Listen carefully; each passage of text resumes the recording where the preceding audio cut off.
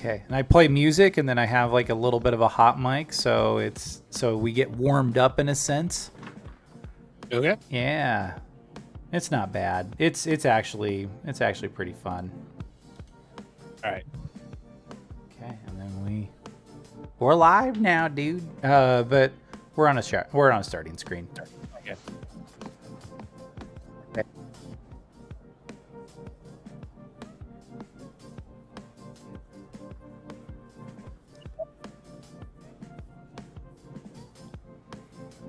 I think I just heard myself talk on the stream. Maybe, but I didn't hear you, so that's okay. Yeah. The stream delays. It's like hear it. Yeah, it throws you off a little bit. So people who are watching this right now can hear us. That's wicked awesome. Yep, they can hear us. They can hear us like yes. Like pre-shoot the breeze, and then we'll shoot the breeze for like at least. I mean, we'll see. Yeah, so they don't know we're naked right now. Yeah, no, they don't know that we're naked. That rules. This is interesting. This whole Chat Ninja thing is actually kind of interesting, just to see the different sides of it. Like, because I'm so used to StreamYard. StreamYard, yeah. I might look at StreamYard in the future, but it's really, really, really user friendly and easy to operate. It is, yeah. I just need to. Well, but I want to get the premium version. That's why. So I have. Yeah.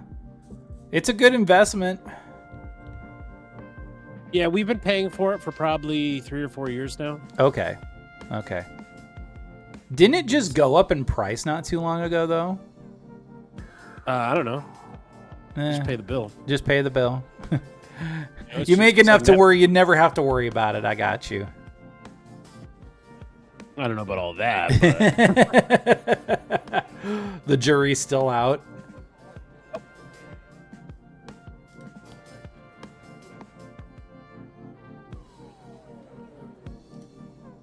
Oh, you got 200 subscribers exactly. Yep. Nice. Right on the money.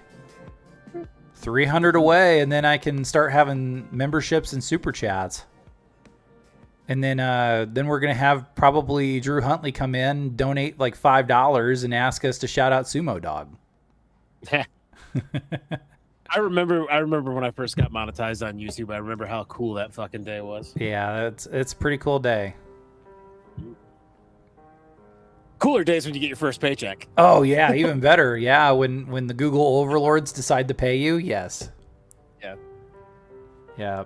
And it's kind of a pain in the ass. Like once you meet all the requirements, then you have to like do the paperwork, and then you're sitting here like waiting. Like I met the requirements. Why can't I just get it? And for me, it was a nightmare because there was something wrong with my Google AdSense account, and you had to have the AdSense account match up with the YouTube account. It was just crazy. Oh man, jeez Louise.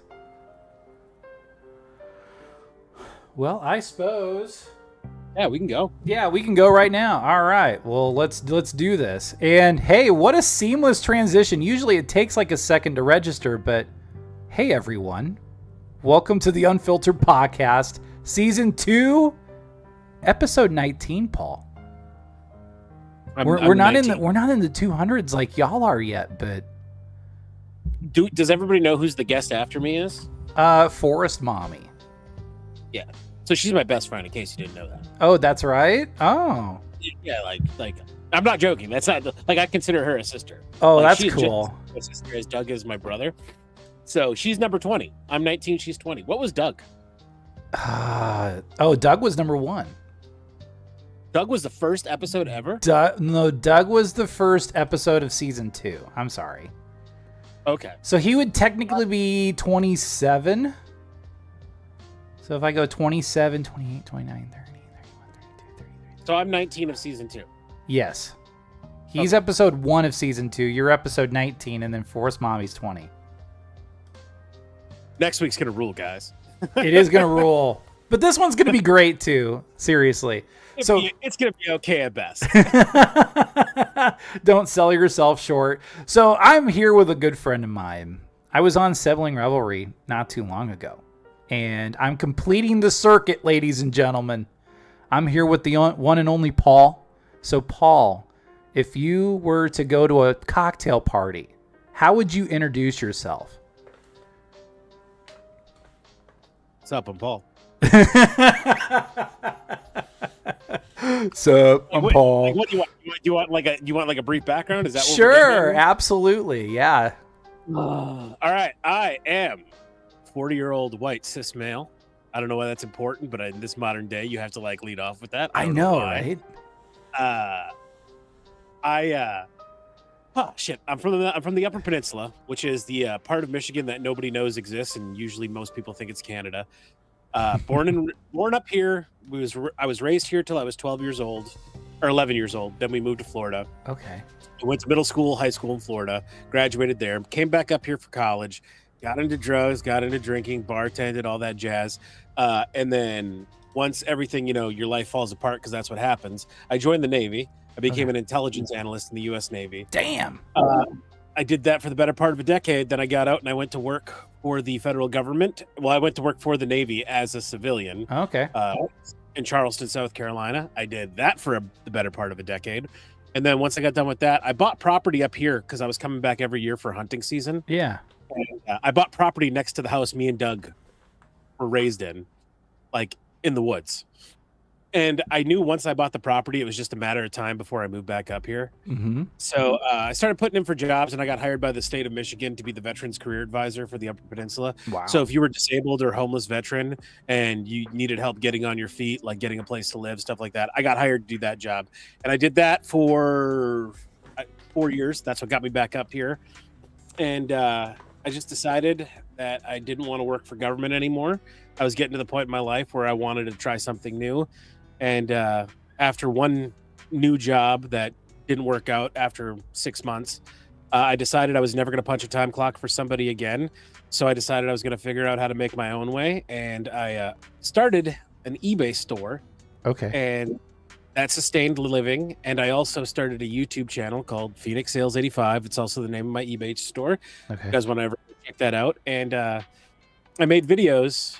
I was smart enough to know that when I started doing eBay, I had no clue what I was doing, and I was smart enough to turn a camera on.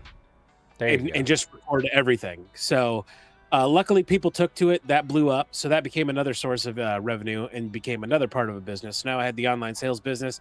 I also had getting paid from YouTube.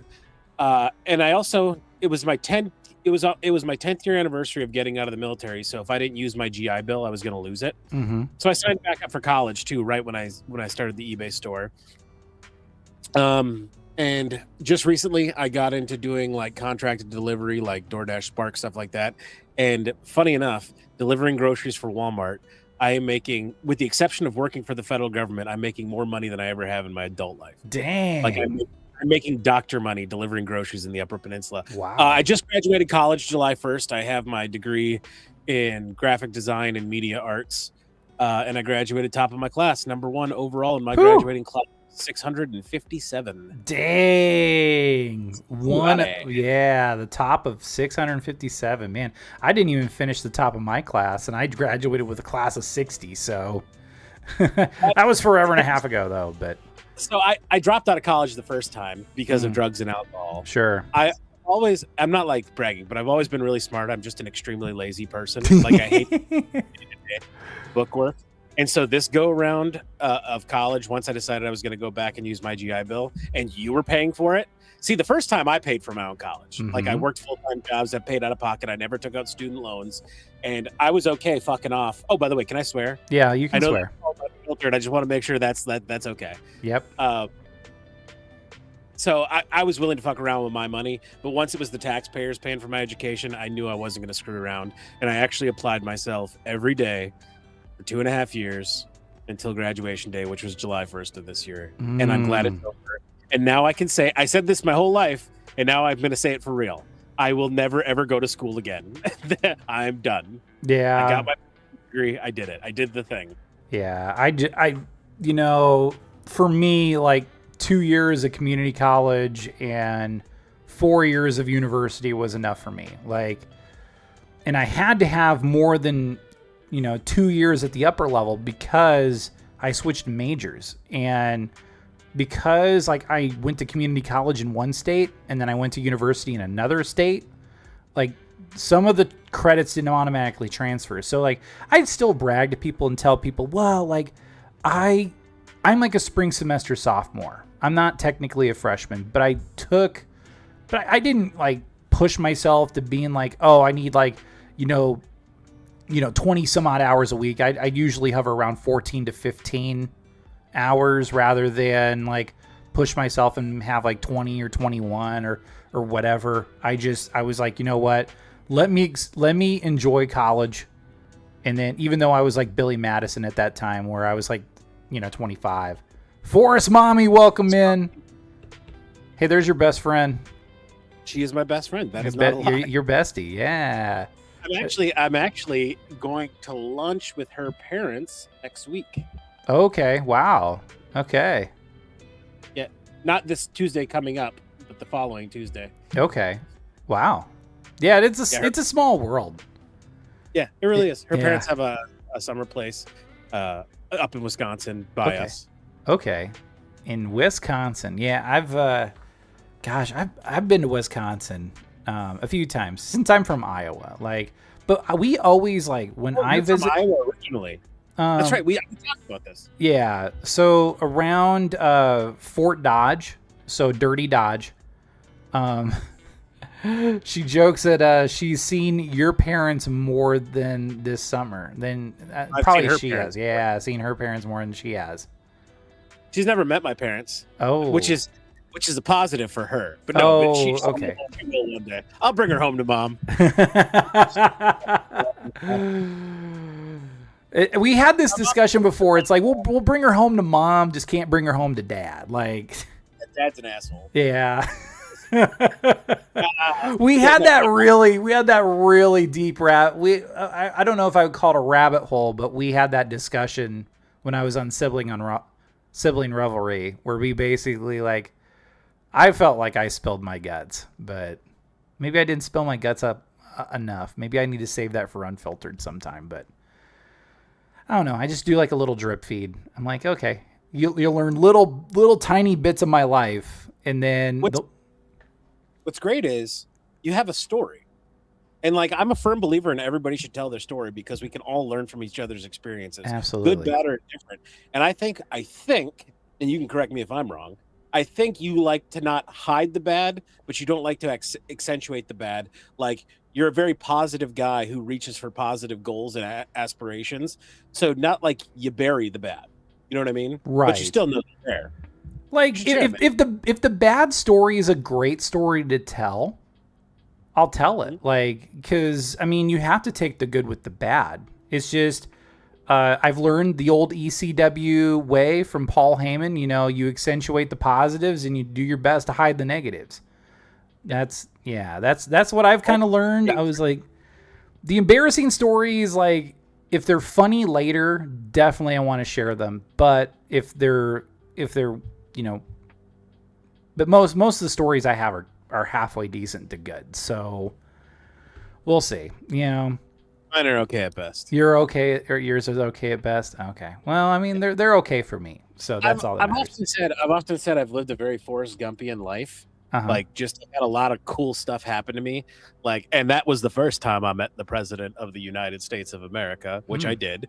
But like, I think everybody does. Everybody has a plethora of stories to tell. Everybody's done cool shit. Everybody's met cool people.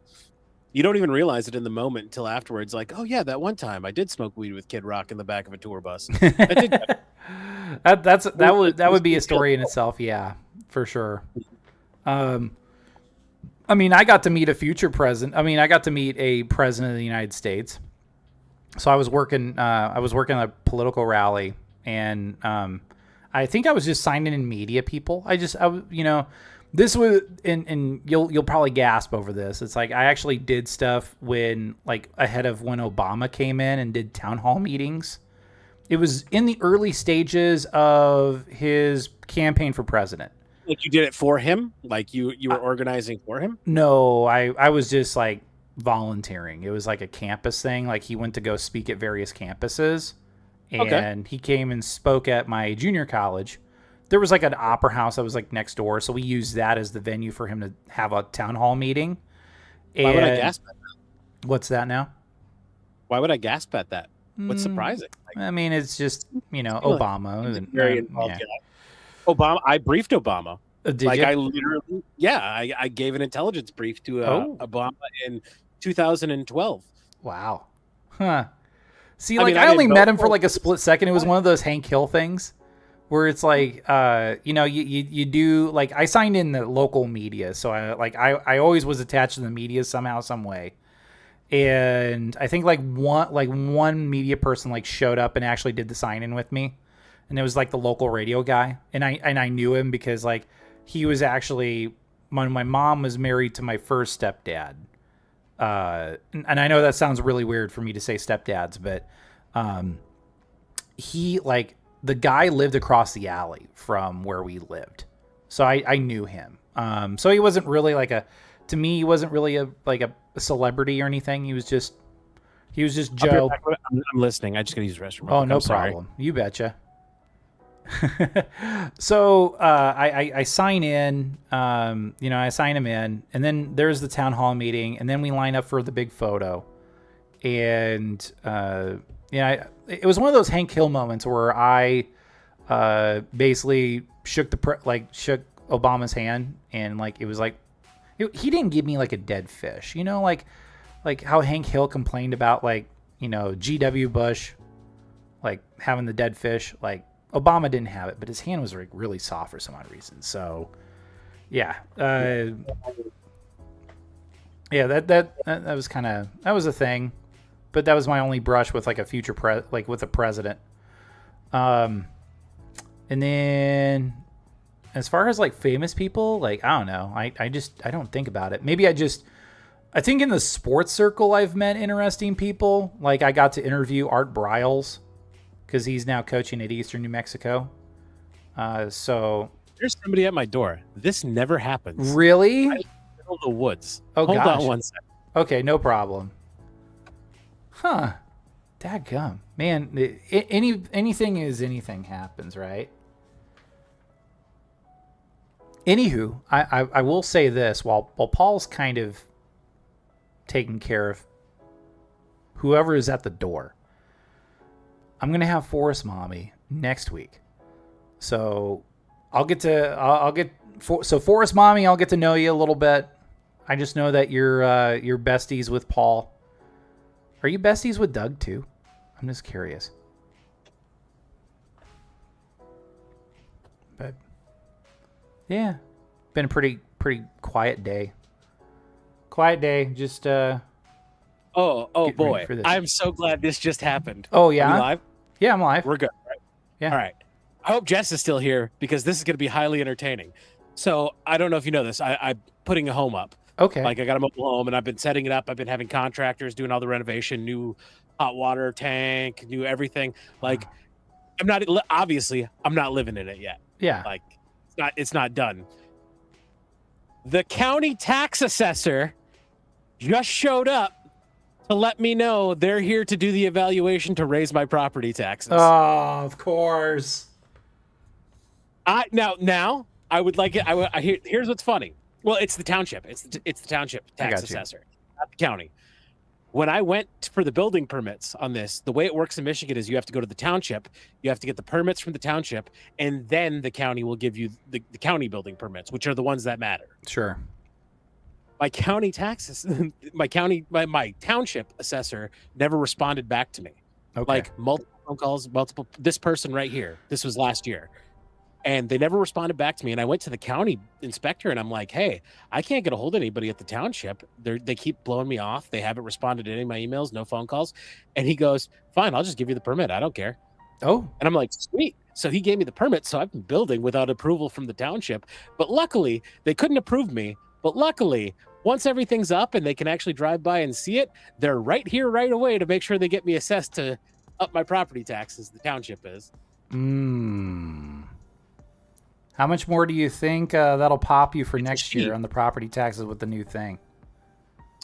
Right now, so we pay taxes in summer and winter. I just paid my summer taxes.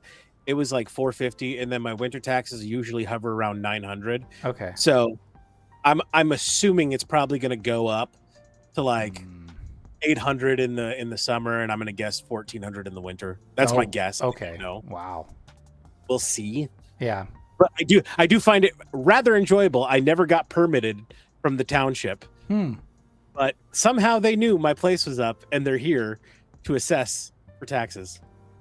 Great. Okay. Wow. Awesome. Yeah, that's weird because it's like, okay, like you've been trying with the township assessor for like the last year, and then all of a sudden on a Sunday afternoon they just show up at your door. Yep. Huh. It's a woman, so it's a new assessor. The assessor I tried last year was a dude. Okay. So okay, that makes sense. So I did do a story one time about the the assessments and the property taxes and everything. This one guy calls me. He's like, "What the hell's going on? I want you to get to the bottom of it." I'm like, "Okay."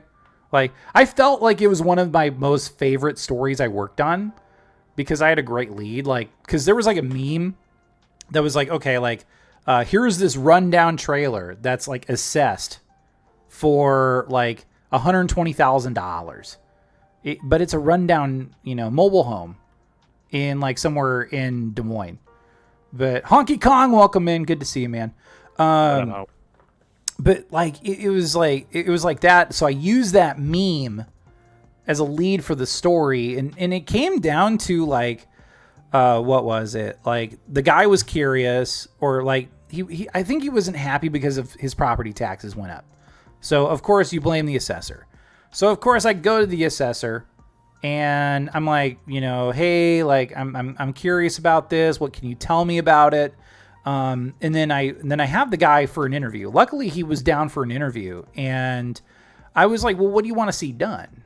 And the assessor's like, okay, you have to do, like you have to be able to like at least let us look around so we can give you a fair assessment, which means, of course things go up. But yeah, like, I just wrote the story and let the audience be the judge. And that was it. Like, it was one of my favorite stories. It was like one of my unsung stories I ever did, but yeah, I had to do some digging on that one. I hate government. Like as I've spent most of my life working for government, being from the government, I hate the government.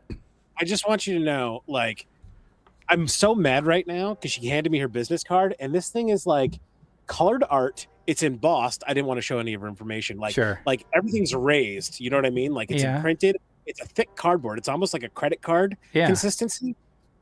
As a taxpayer, I paid for this. Yeah, that's too nice. Text on it. I want a white card with black text. Tax assessor, her name, phone number. That's it. Yeah. I want to know how much this cost me to make these business cards. Way too much. There we go. Obviously enough to where you got to go on a Sunday afternoon to assess everybody's new property value. Oh my gosh, yeah. On a Sunday afternoon, like I was like, wait a minute, like what kind of time, like what kind of times are you operating on? Because like everybody else, like with that's associated with governments, usually Monday through Friday. They'll I don't know, maybe.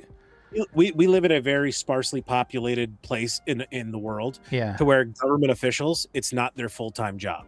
Oh, gotcha. Okay. Like they have a full-time job and they get elected and then they do it part-time, but they get paid by all the hours they log. So whenever they're not doing their regular job, they try to log as many hours as they can. Oh. And I'm willing to bet I pay extra when they log Sunday hours. I'm willing to bet. That hurts. That just sounds painful just for the regular taxpayer.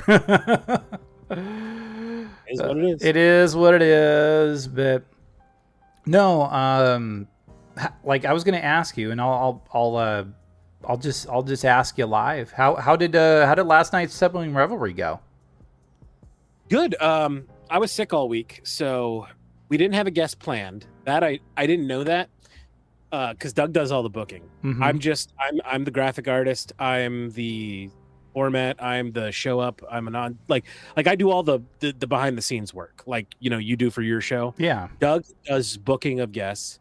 For those who've never seen our show, it's definitely morphed since the beginning of it. It used to be very formatted back when I was sober. Mm-hmm. So for those who don't know, I started smoking pot at the age of 40. I'm 41 now. I literally started last year. And once my ambition towards it the show went away. We now are bi-weekly, and I'm just doing other projects, you know. Yeah, Anyway, I get that. Last night's show, because I was coming off being sick and everything else, we just wanted to take an easy night. So no guest, and we ended up watching the movie Haggard by Bam Margera. I don't know if you've ever seen. Yeah. I haven't seen Haggard, but I know of Bam Margera. Yeah, so he made his own movie back in the day, and it was a very like B-rated movie. Like it was a low budget film that he just made with him and his buddies. Yeah. Me and Doug have loved it ever since it came out back in the early 2000s. Mhm. And I haven't seen it in 10, 15 years. So we watched it last night with everybody, and it was a really good time. And that's what we did last night. Normally we have a guest. We just kind of shoot the shit. Very similar to this. We're just another podcast. Oh, yeah. Yeah. Well, we're two brothers, so like we fight like brothers. We love each other like brothers. That gets mixed in. Yeah. Sometimes we hate each other. Sometimes we love each other. But at the end of the day, we still have to sit across from each other at Thanksgiving. Oh, yeah. Agreed. Totally different people.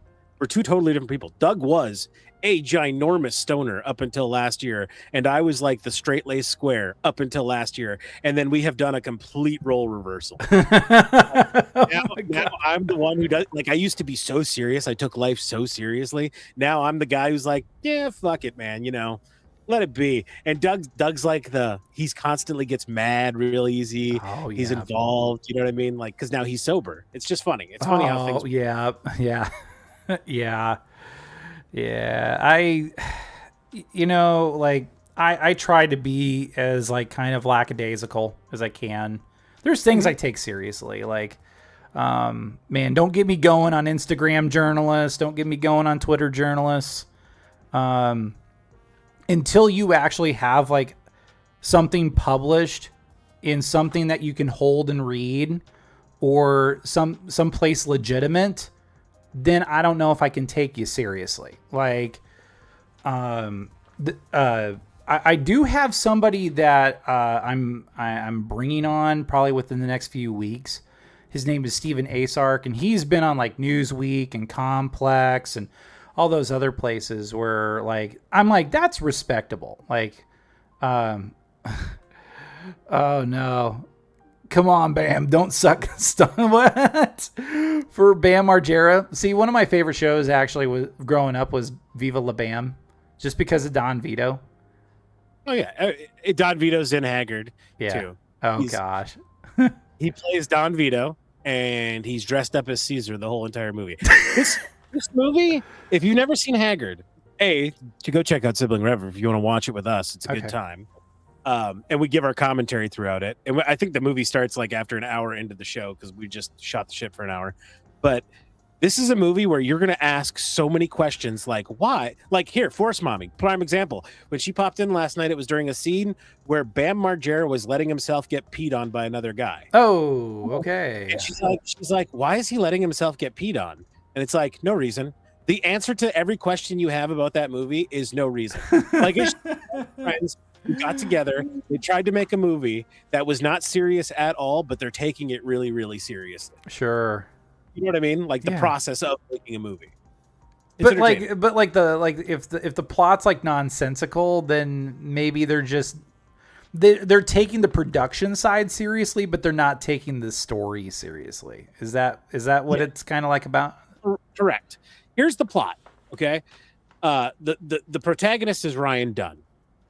He's the main character of the movie. Okay. He's going through a breakup with his girlfriend, who is played by Bam's first wife in real life. Mm.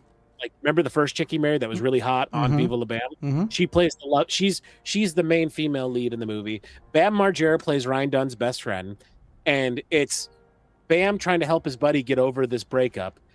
The guy's still in love with the girl. The girl's seeing another guy, and there's just crazy shenanigans. Like one of their mutual friends is trying to win a science fair or the invention of the future contest, and he creates the reverse microwave, which cools things down really quickly. Oh.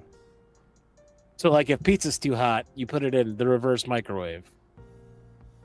Cool it down so you can eat it. Oh, okay. Wow. Okay. Wow. It's just weird. It's weird. That's weird. That's weird.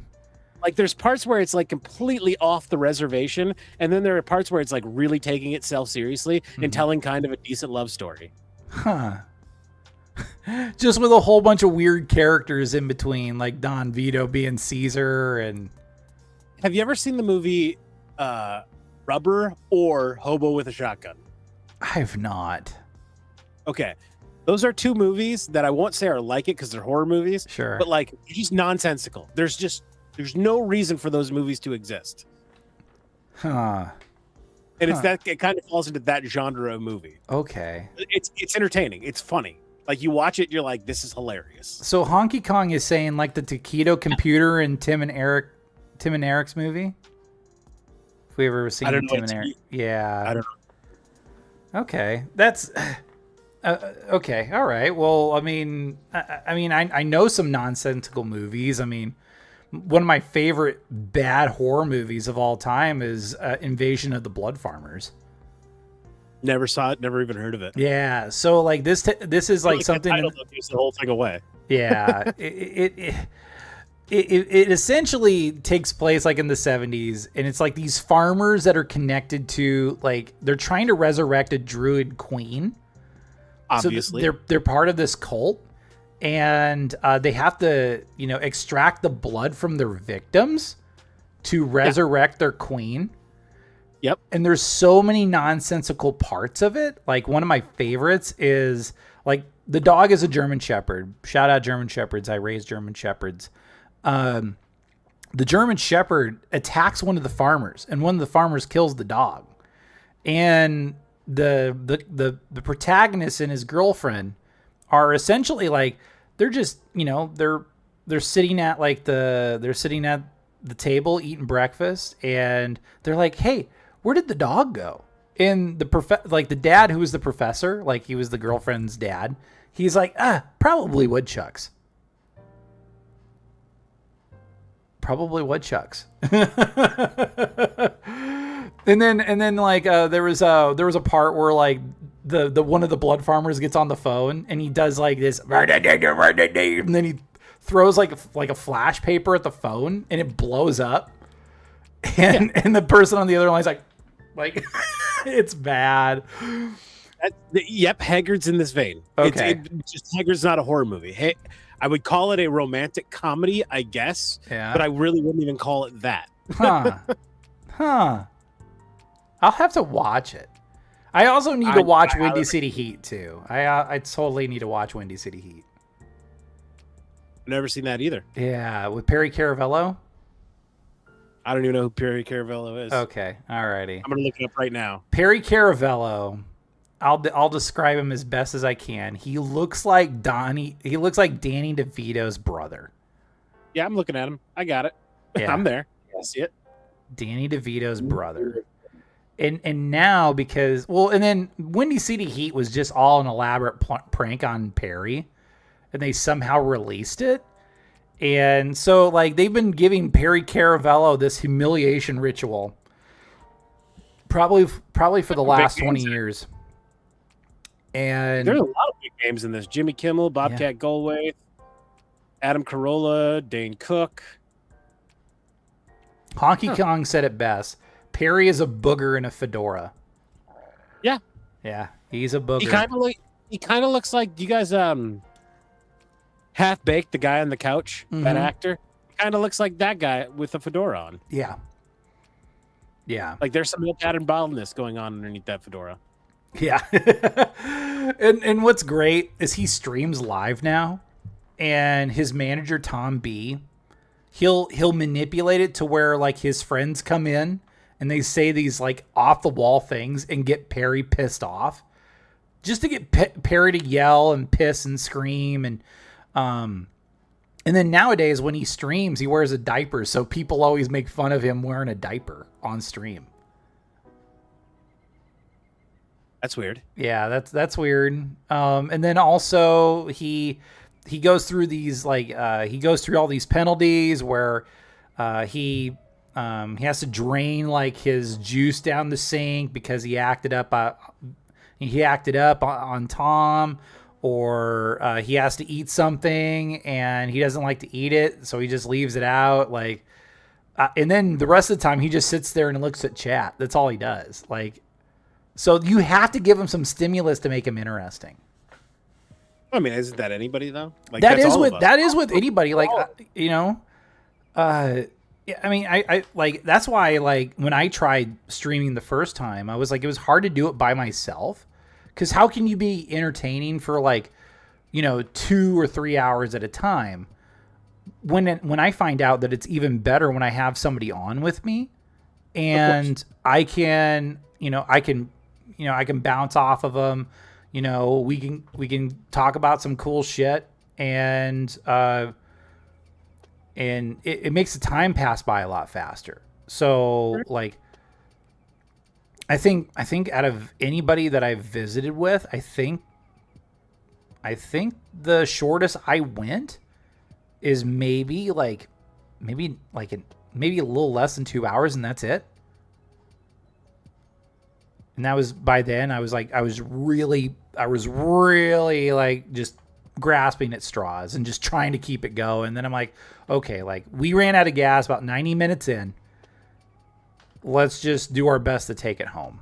So I think a lot of people when they start streaming, the big mistake they do is they don't come up with a format. Now, we've gone back and forth of format on our show, but when you're first starting off, having a plan of it's just like anything else you do. Like if you stand-up comedy, you don't just go on a stage for the first time with no material planned out. You don't want to stream with nothing planned out. And I think a lot of people do that and they fall off really quick because people don't realize how much work it goes into setting up a stream and getting everything ready. Like if you actually want to make it look good, if you actually want to put time into it to actually like make it something, it's work, just like anything else. And I think people don't see the fruits of their labor populate in view count and in likes and shit like that right away. And they just tail off and get out of it. But I think if you go in with a plan and you have like a loose, here's what I'm going to talk about, here's what I'm going to do, and you have the personality to back it up, you'll eventually find your own footing. You'll find your own voice. You'll find your own style. You adjust as you go. That's another thing. Adjust as you advance in streaming. You know what I mean? Like once you learn something different, once you say, hey, I like doing this, like our show, if you go back and watch from episode 1 to episode 200, and I think we just did 218 last night. Yeah. It's a completely different show from what we started off as. It started off as just me and Doug by ourselves, getting drunk together, fucking around, being two brothers, talking about our weeks. It evolved into like I would call it like a David Letterman meets Howard Stern type show, like where we were regimentally formatted. We actually had like specific topics every week to cover in order. And then Doug's always done like side projects. Like he once did In the Mind of Happiness, where he would create a Spotify playlist every week for the audience. And that lasted for a little while, and then he got tired of doing it, so we stopped. And then he hey, what's up, Daniel? Good to see you, Daniel. Good to see you. And then he decided he started doing Instagram Reels, which used to be our #1 rated segment. Like that's everybody was coming to watch Doug's curated Instagram Reels. And then, like, Doug just got tired of doing it. Like, it was driving him mad, spending hours on Instagram every week, having to curate. He'd, like, make a 30-minute compilation of what his algorithm would throw at him. And you learned that, like, my brother might be a Nazi, might be trans, might be gay, was really into midgets. If you were a midget with Down syndrome and a woman, he'd probably want to have sex with you. Instagram algorithm taught us a lot. You look at Forest Mommy, Doug's Reels were top tier. And he did a great job curating them. And then he just decided he didn't want to do those anymore. And then I started falling off with the formatting. And then Doug wanted guests, so we started evolving and having guests. And I mean, we had big names on. Like, we actually had like big name guests. We had Cohegan Cambria's drummer, Josh. Yep. Doug was telling me about that one. He was proud of that one. We've had Mike Rainey. We've had Alan Covert from Grandma's Boy and all the that one's cool. Yep. I mean, obviously, we have the Forest Mommy universe on all the time and all the cast members.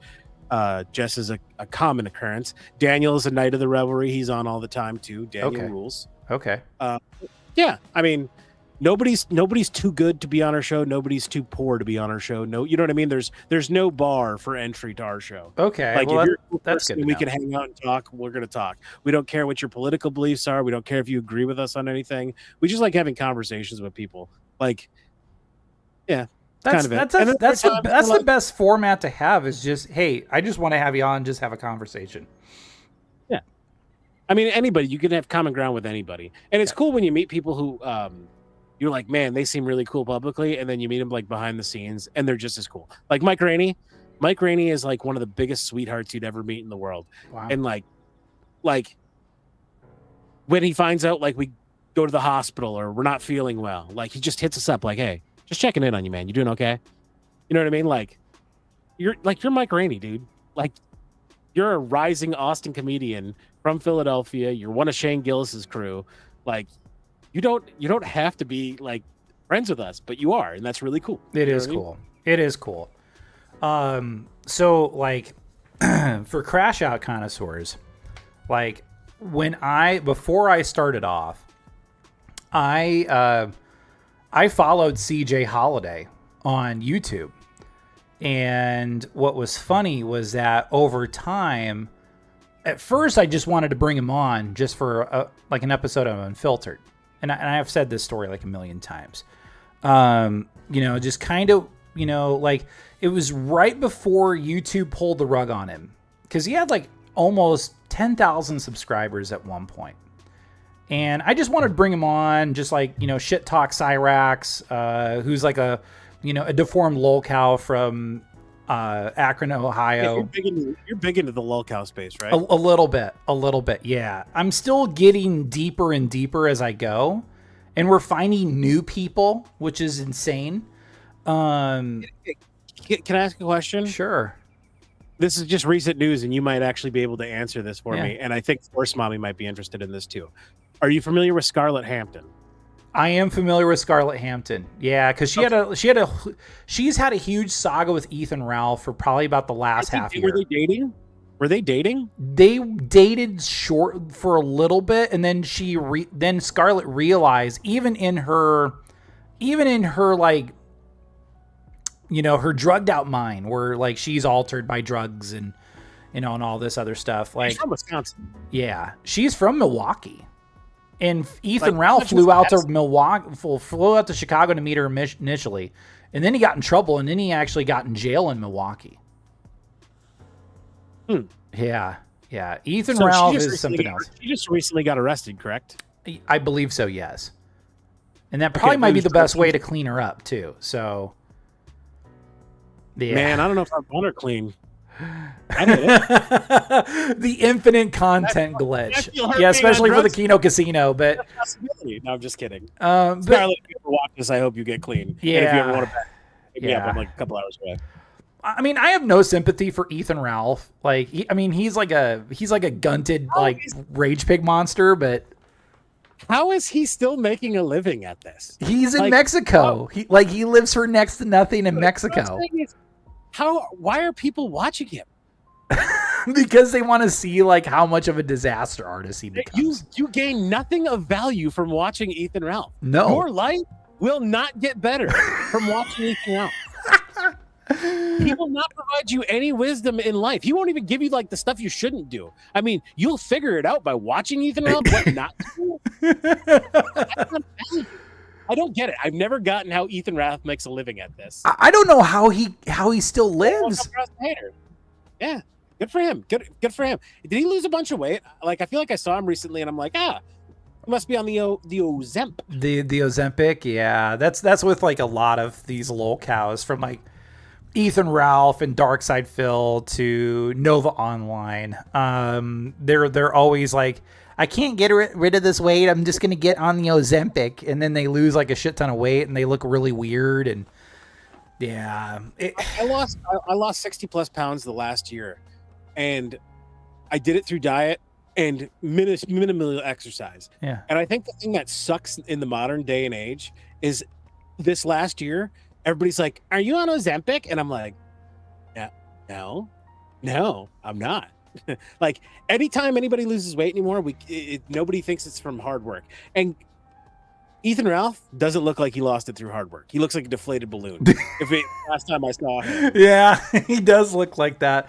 There was like a rest footage of Ethan Ralph where he was sitting there and like his gut was kind of hanging out, And it was kind of gross. Like, the thing was sagging. Like, it was not naturally supposed to sag. Like, I mean, even if you have like a beer belly, that's not supposed to sag like that. But did you ever watch a sex tape?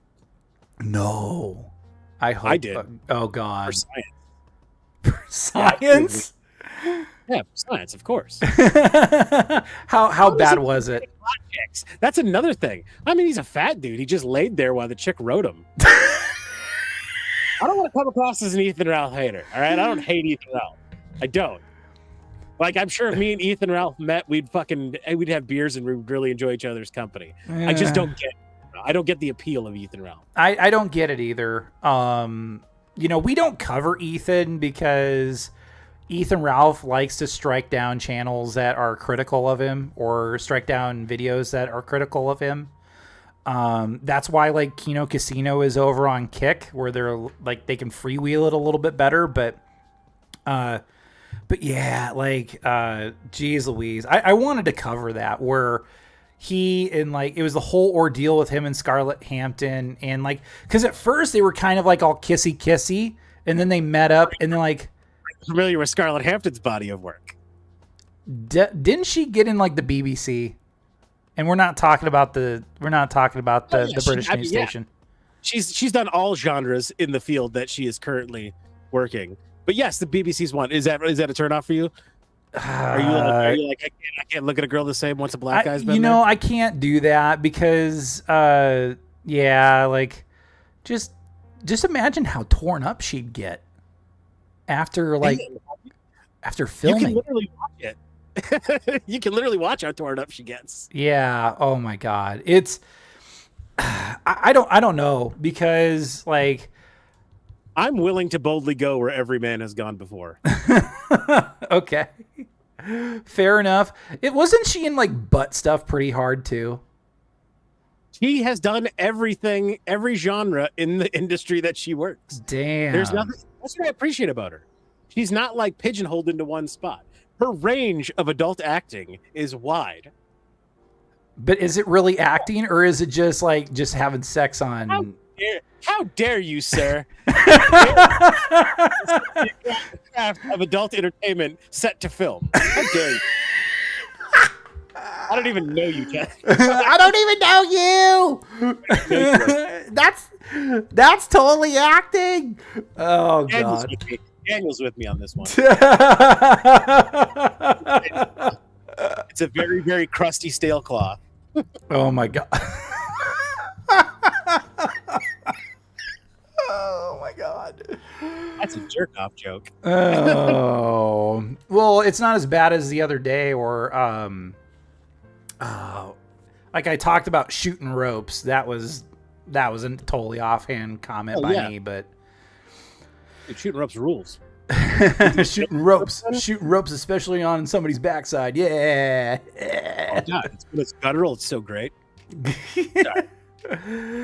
If we talk about sex, I could sidetrack us all day. I know. Just guys being dudes being guys. Sex rules. Sex rules. Yeah. I think what I was also thinking was I saw the EDP 445 documentary just yesterday. Do you know about EDP 445? He was this big YouTuber, and he fell from grace because he got caught like wanting to do the dirty with minors, like not once but twice, and he got big black guy. Yeah, big blimp of a black man. Yeah. Yeah. Like he always wore like Philadelphia jerseys. Was he a Philly fan? Am I correct in this? Yeah. All coming Even back though to me he's now? from Compton. Yeah. Okay. I'm familiar with him. I've never watched him, but I know who you're talking about. Right. I always have one foot in the lolcow space. You know what I mean? Or the Dabbleverse, is that what it's called now? Yeah, the Dabbleverse. Yeah, like in the what is it, like the Sectorverse as well? Like there's different names. Like the one involving Ethan Ralph is like the Sectorverse, or at least some extension of it. I don't know. It's where we're like getting into the weeds and we lose people real easy. Like, it's like, well, who's this Ethan Ralph guy? It's like, you don't want to know. Like, there's people who like, casually looking at the train wrecks. There's people who love watching the train wrecks. And then there's people who write autobiographies on the train wrecks. I'm like, definitely like, I like to casually watch the train wreck. Like, so I know what's going on with the train wreck, but I'm not in depth like a lot of people are. Which, like, I think you're like a layer ahead of me. Like, I think you're into it a little way more than I am. Yeah, well, on particular lolcows, yes. Like Ethan Ralph, I don't really get into. I'm aware of Scarlett Hampton just because of how much of a train wreck she's had pretty much this year. Then, like, I get into like the weeds with Darkside Phil. I'll have like. Are you familiar with Chrissy Mayer's Simpcast? I'm a little bit. When she started getting affiliated with the Quartering. That's when I kind of was like, okay, all right, maybe I need to pay attention to this person too.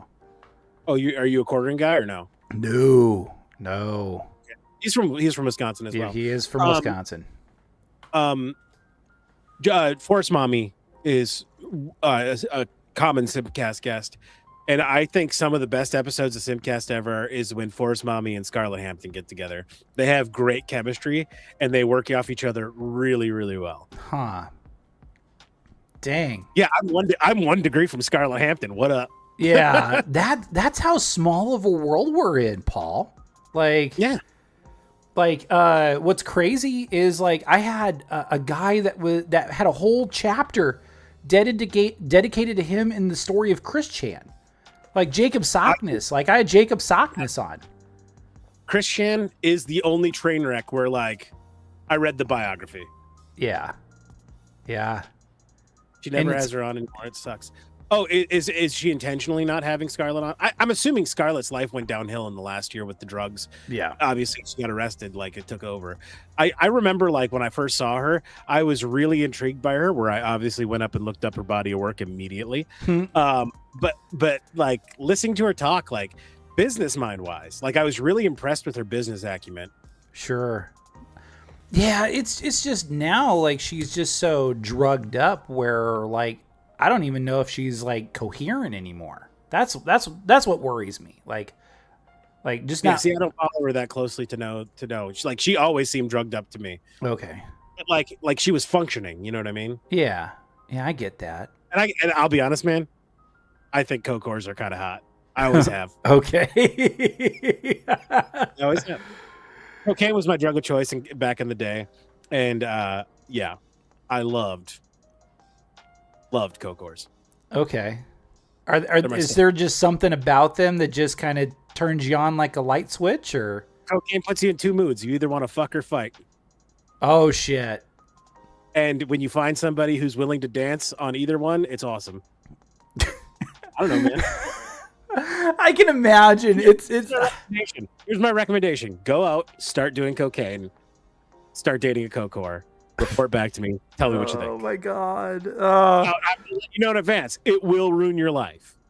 Yeah, I mean that's pretty obvious, but you're gonna probably think it's worth it in the end.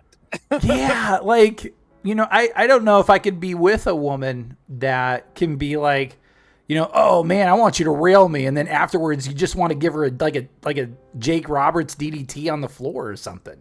Well, I would never physically harm a woman. Yeah, no, you don't want to hurt anybody, but it's like you have that temptation. Cocors in my day, though, like I've been beat the shit out of by Cocors. Oh, so it's more so you tolerating them beating the shit out of you versus like I got you. Fair enough. That's fair. Come on.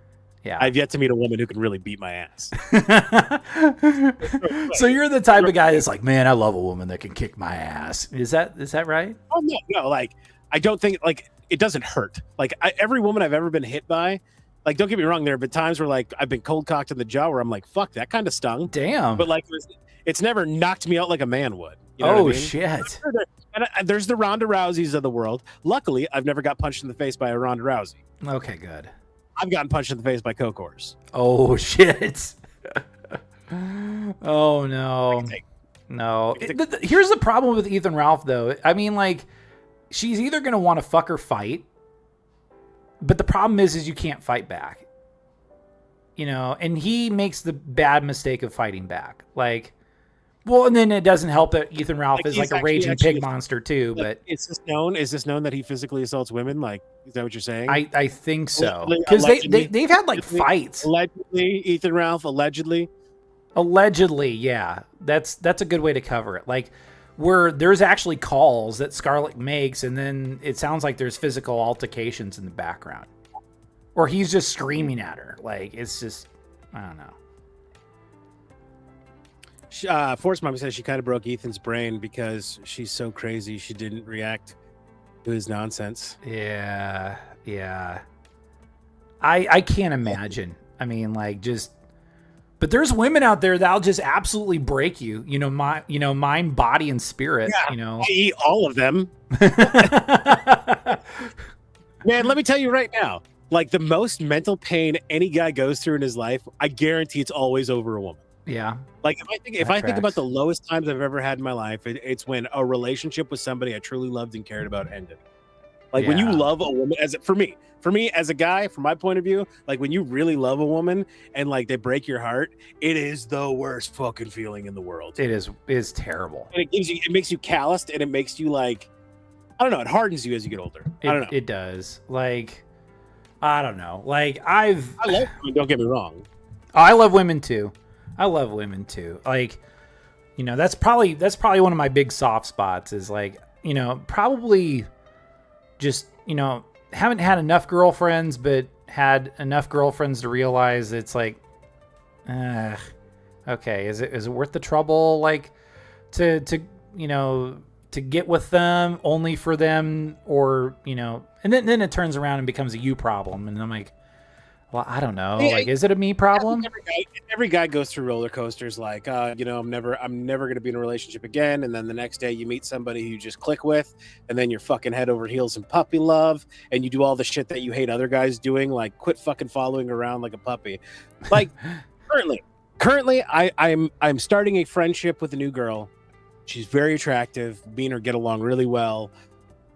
We both don't want a relationship. Like we know that. Okay. But we really enjoy each other's time together. And I can feel it inside of old Paul, like, fuck, there's a possibility this girl might fucking turn me into a cuckoo fucking Cocoa Puffs dude. You know what I mean? Yeah. But I don't want it to happen. I don't want that to happen. No. But I can see it happen.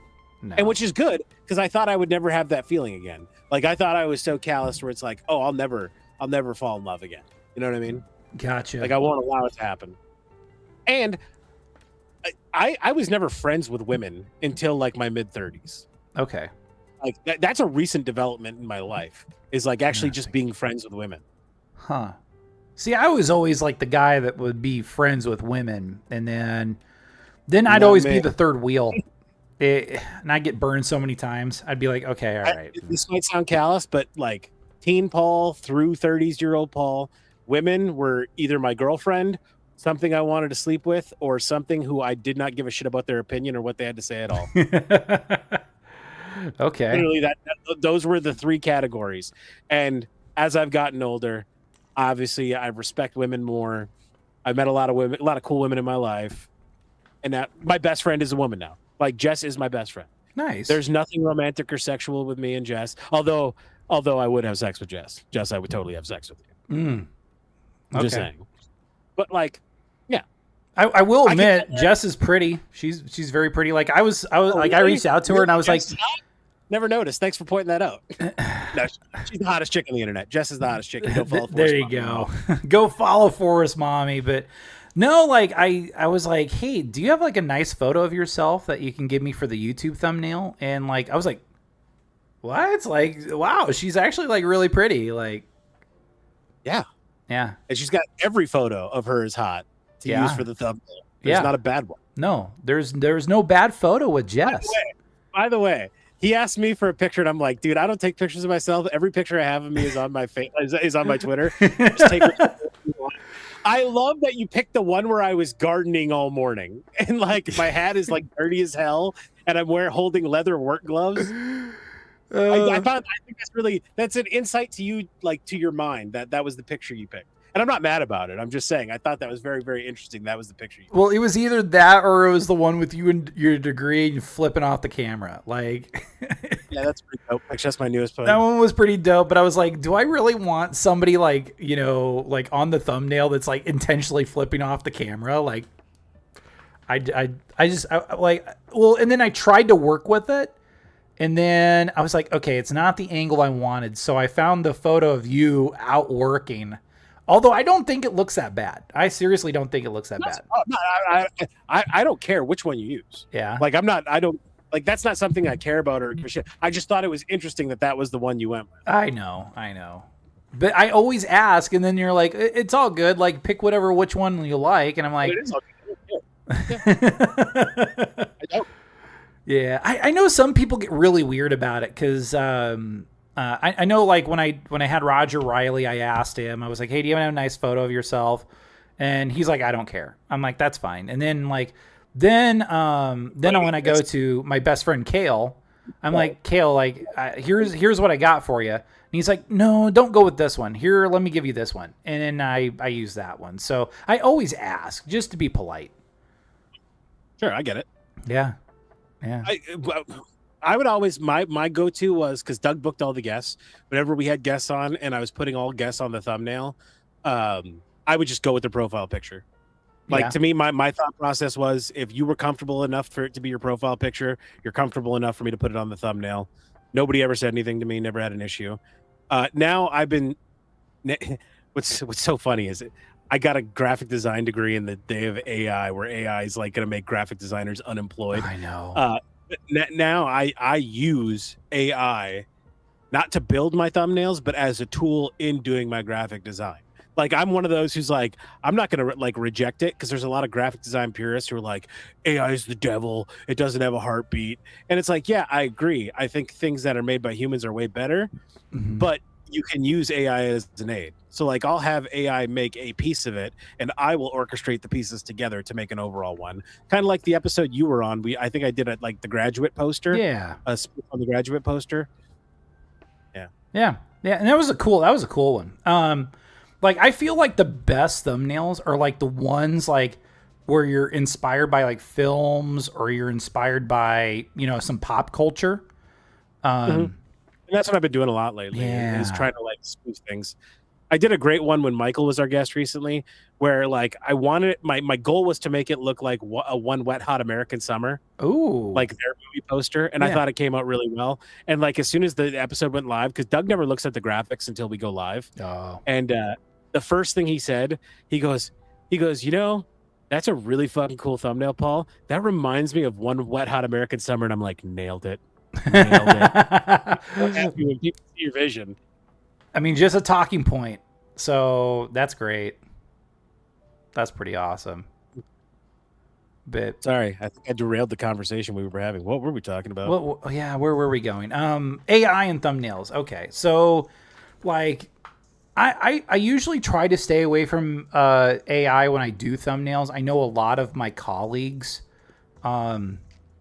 do insert AI into thumbnails, but I think it comes down to the prompts and comes down to handing over material to help out the AI. I mean, I don't think like AI is the devil. There's always going to be people out there that are going to want the human touch. You know, and that I think with time, you know, it's going to be where the human touch is premium. And if you can find like a really good human graphic designer, and I've known a few really good ones over the years, but that's where they come at a premium compared to AI, where you just throw in a few prompts and you throw in a few photos. But I think of it like if it's a tool, you use it like a tool and you use it the right way and you say, okay, well, you know, this, but not this, and, you know, X, Y, and Z for your prompts. It's not bad. If you look at my thumbnails, like especially recent ones, like you could definitely, fun thing, if you ever go through Sibling Revelry's like episode thumbnails, you can see my evolution as a graphic designer. It's kind of cool considering I ended up going to college for it. And we started the show before I went to college, and now I've graduated from college. You could see the evolution of me doing it. But recently, like I said, it's not like my thumbnails are AI. Like AI makes pieces of it. Like I'll use AI to make a figure of you, and then I will incorporate the figure of you into it. I will make it a figure of me. Like I don't, and then there's stuff I will build by hand and add into it. There's like every thumbnail is not just me entering in a prompt and it spits out a picture and I just put that on the thumbnail. That's not what it is. Right. I have it make pieces of it that I can't do myself. Okay. So it's like it's like a support vehicle more than anything. Yeah. If you go on last night's, I used a generic like 90s infomercial background. I had AI make the figures of me and Doug. I did the reverse microwave on the counter, and then I just pulled an as seen for TV logo and threw that on there. You know what I mean? Like as a prime example of what I do. Yeah. Yeah, I see it. Yeah. Yeah. Like there was one like I was really proud of, and I don't think it gets enough love, is I tried to do a thumbnail that was based off the old Nintendo commercial, like the old Nintendo advertisements that you would see in magazines. And I did like, I think it was like we were bringing on a guest. We were bringing on Cursed Decals. And we were doing something on Tofia Chu, which, you know, she is a rabbit hole all to herself. She's from Albuquerque. She's broke, homeless, you know, had every opportunity to succeed and squandered it on like Hello Kitty merchandise and just really bad financial decisions. And unfortunately, she's not very pretty either. And she has like this fascination with like, you know, Asian boys who've had way too much plastic surgery for their own good.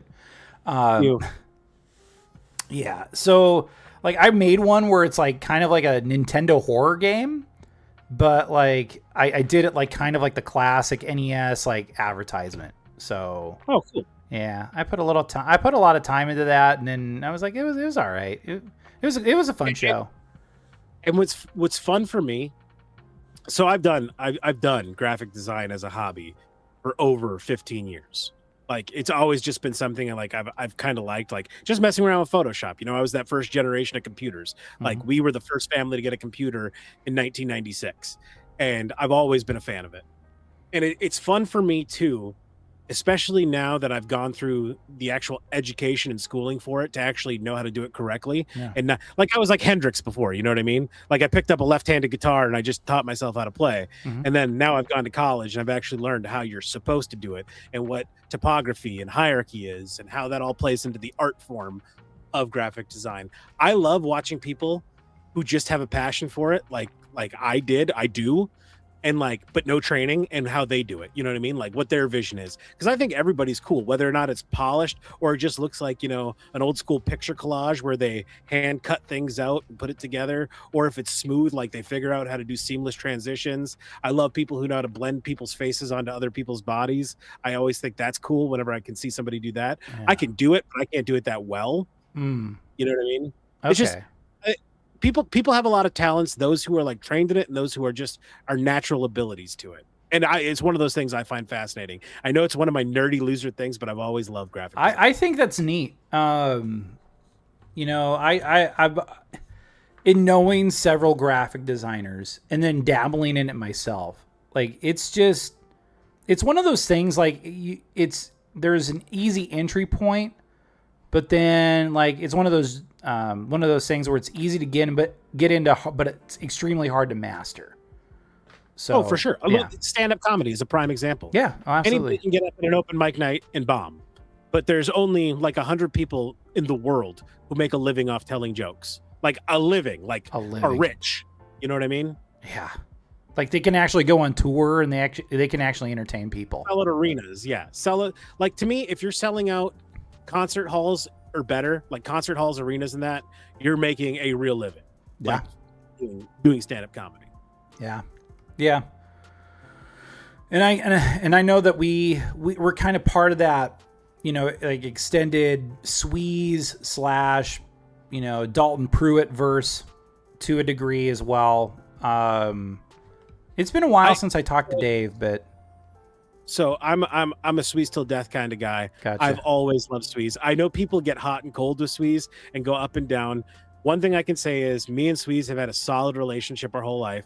I can see Sweeze for what he is, and I don't think he'll mind me saying this. Like I see a lot of younger Paul and Sweeze, like that up and down of roller coaster of life. Mm-hmm. And I think of Sweeze like a kid brother that I never had. And I love the guy so much. And I got to tell you, like seeing him go through his ups and downs in life where he's hit some low lows. He has hit like some since lows. I've known him, he always bounces back. And I'm so proud of him right now because I think he's probably like at peak form Sweeze. Okay. If you guys don't follow Sweeze. He's a good guy. He's very passionate about everything. But it can also flip on a dime. I've seen it from third party, like from the side, but I still love him. I've dealt with it firsthand. So like, when I initially wanted to do Unfiltered, it was going to be me and Tanner, bringing on different people like you, Doug, Dalton, Dave, like, all the people that he knows and all those people that I know. And plus, like, do our own, like, separate episodes where we talk about different stuff. And, like, Tanner can be hot and cold. Like, he can be like, oh, man, I'm so into this. I'm so into it. I'm so down. Like, me and Sumo, we're all in. We're rooting for you. And then when you get to that point where you're like, Sweeze, I'm ready to do this, then he gets cold feet. And I think what happens is life happens to him. Life happens to him a lot. Yeah. Mm-hmm. And I know exactly what you mean. I know exactly what you mean. Yeah. And it's just with Sweeze, like, and I never and Tanner, if you see this is out of a place of love, and I'm sorry if I ever hurt your feelings. So I know I did not too long ago on the first anniversary show. Sweeze, I just want to go on record. I don't ever give a shit if I hurt your feelings. I love you. just be aware of an angry tweet that comes at you at like 5 a.m. There's nothing that's ever happened between me and Sweeze where just one good conversation couldn't fucking square it over. Right. And I don't think people like realize that like Sweeze is a human just like everybody else. Just talk to him. Just talk to him. Yeah. But no, like he had a habit of like messaging at like one of my co-hosts at the time, Ed, and I don't mind it, but Ed did. Like he would like jump onto a group chat, message us about 3 or 4 in the morning, when both of us are asleep. Excited about stuff. Yeah. Yeah. He's excited. I didn't pay much mind to it.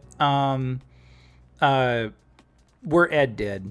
And then I was always kind of let down because like I would always want to try to do something with Tanner and Tanner would disappoint me. And that's why I came out and said he can be a little flaky. And the comment wasn't really directed at him. It was at another YouTuber. And I made the bad comparison of being like, okay, Ed, think Sweeze, but times 100.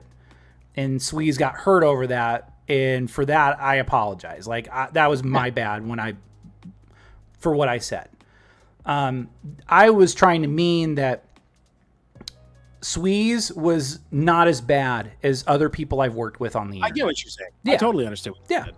Yeah. And I think Sweeze might have gotten upset in the moment, but I guaranteeing, knowing Tanner as good as I know him, I guarantee there was a period afterwards where he thought about it, realized it, and he actually took a learning lesson out of it because he's good at that.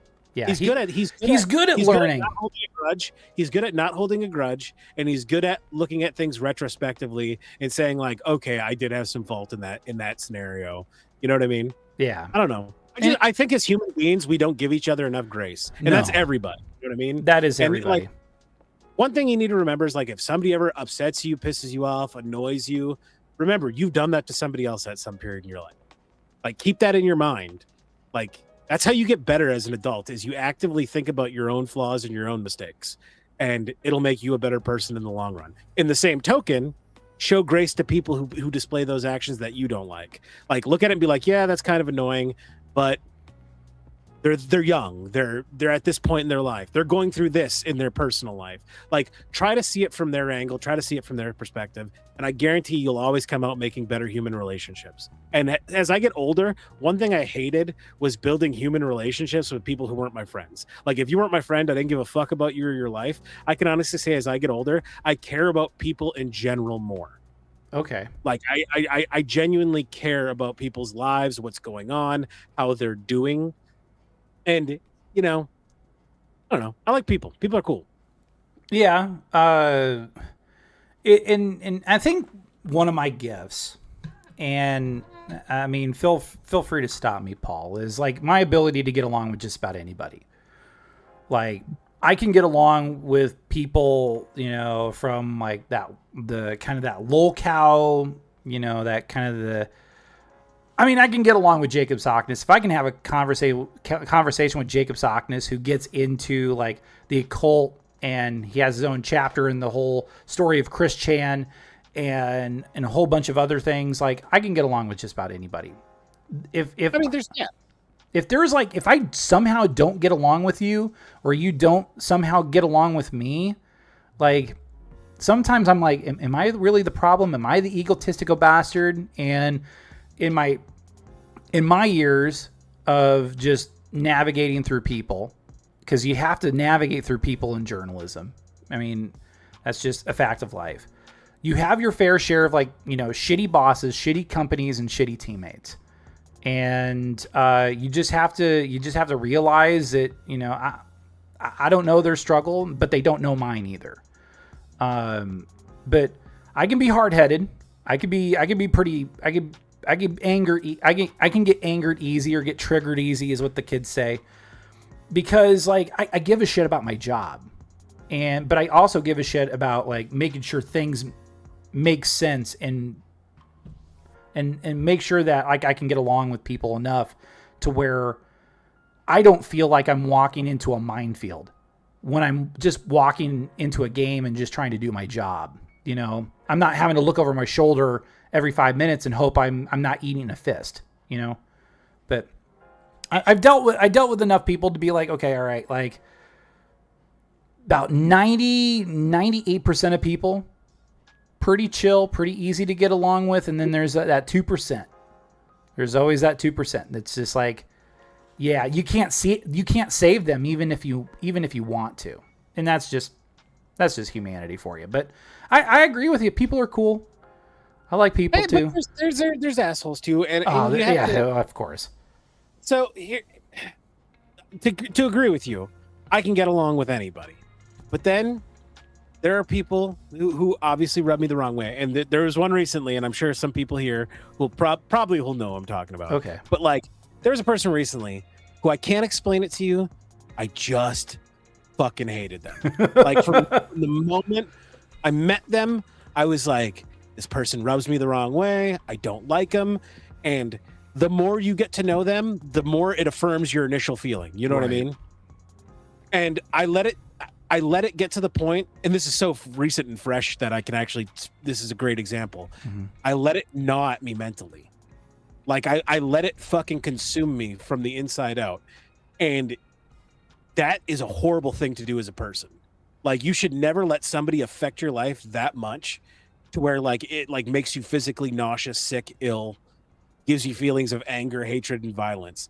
And like, it was a great learning experience, and I'm glad I went through it in the last year, mm-hmm. because once I disconnected myself and got away from the situation, I realized, you fucking moron, Paul, you controlled that whole thing in your head. Like, you're the one who made you angry.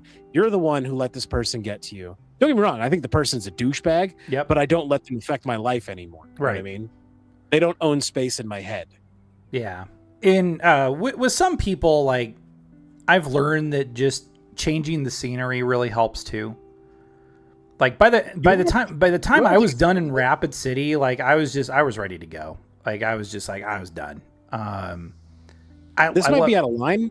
I don't know where you stand on this, but I think one thing that people like really would help their life out is, I don't want to say religion, but have a relationship with the creator. Sure. Yeah, absolutely. Like I don't care if you believe in God, Allah, whatever. I can't stand atheists. Atheism is one thing that really, really bugs me. Like, this is all nothing. We come from nothing. There is nothing. There's no reason for any of this. There's something.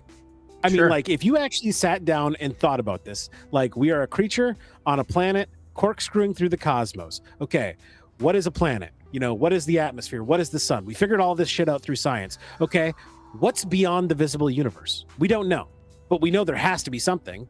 Yeah. There's got to be something that goes further out. What is it? There's got to be something, an entity that created it. I don't know. The world, Mother Nature, God, whatever you want to call it. Have a relationship with it. Yeah. Get good. Here's what I think: people are scared to die. I think with the society losing religion heavily, I think people have turned into pansies about death. As to where religion kind of made you okay with death. That's one of the big things of religion, was to like get you okay with death. Now I think we have a whole bunch of Peter Pans who never want to grow up and never want to stop being kids and never want to die because they don't have a relationship with the creator, God, Mother Nature, whatever. Get in tune with it. I don't care if your God is taking walks in the woods and like breathing fresh air in the trees. Just have some kind of relationship with the world and universe around you.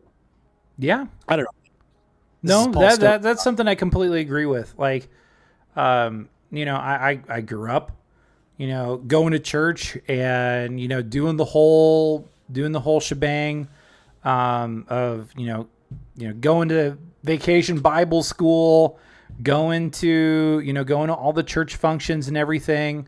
There was a part where I kind of fell out, but I do feel like when I fell away from the institution, I felt more connected. It's kind of really kind of ironic. I have not attended organized religion in over a decade. However, I do own my Bible. I do own a Bible, and I read it daily. Hell yeah! And I talk to my God daily. I seek advice from a being that is above me, that lives in a dimension that is beyond my fathom of imagination and abilities to even my brain to complete it. Right. And when you have those honest conversations with yourself, with the creator, it allows you to be self-critical. And if you critique yourself, you're making yourself better. And if you live a better life, you're a happier person. People around you find you to be a happier person. Like it all cascades off of each other. You know what I mean? Right. I don't know. I think, it's all in between the ears. I also feel like, you know, you can like, I've had a professor tell me like, well, there's no such thing as like dropping your religion. You can stop being religious, but you can be spiritual. Like, you can understand that there is a being beyond our comprehension that you can have conversations with. Like, I feel like there's no need for a middleman when it comes to finding your own faith.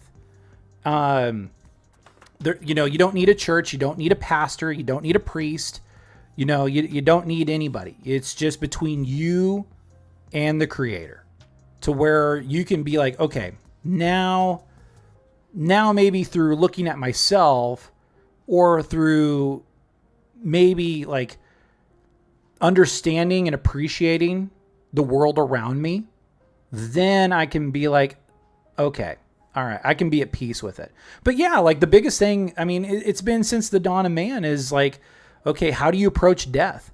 And one of the craziest things is I remember when my father passed away a few years ago.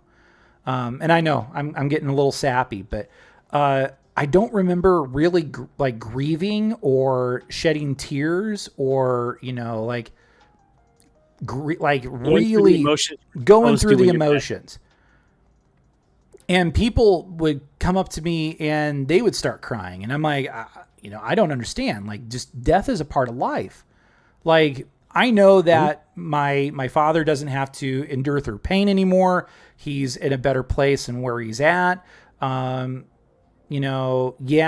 feel like, well, maybe like he got taken too soon, but who knows? Maybe the Lord needed a good sound engineer up in heaven, because, maybe like somebody's messing with the sound systems and they need somebody brilliant to operate the boards so you can make Jimi Hendrix and, Ozzy Osbourne, all these other guys sound like $1 million, and that's what my dad did. So, I was at peace with it, and my stepbrother, he was like, you're so mentally tough, and I'm like, it's not so much being mentally tough.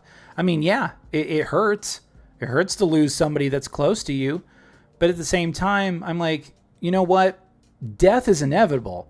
Like, Satan would totally do some annoying glitch to a sound system. Not in heaven though, right? Yeah, they say look, go to heaven for the weather and go to hell for the company, but no, like I feel like that, like I was okay with it, and I knew that, yeah, that sucked to see Dad go, but at the same time, I was like, you know what? He's in a way better place. He'll be fine. Everything will be fine. Like everything will be fine at the end. Whether you have like, you ever seen like the end of movie, like the end of Men in Black, the first movie, a little bit, where they kind of pan out and they pan out and pan out, and they find like all the universe is like just marbles played around by an alien, like a gigantic alien. So yeah, like what's mentioned above. Yeah. Yes. Yeah. And to me, that makes perfect sense. Yeah, I agree. 100% agreed. Yeah. Yeah. I don't know, man. In my stoner years, one of my favorite things to do, and I mean, this is pretty much, so let me talk about my weed use real quick. Sure, this absolutely. Last year. It's unfiltered. And it's a big part of my life right now.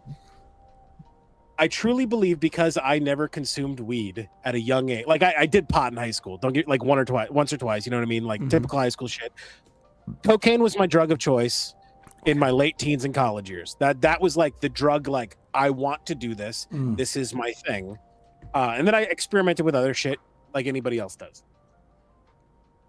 Getting on weed when you're 41, where I was able to see it from a guy who's developed his prefrontal cortex, lived a sober life, and I'm able to use weed as what I've heard other people say, it expands the mind.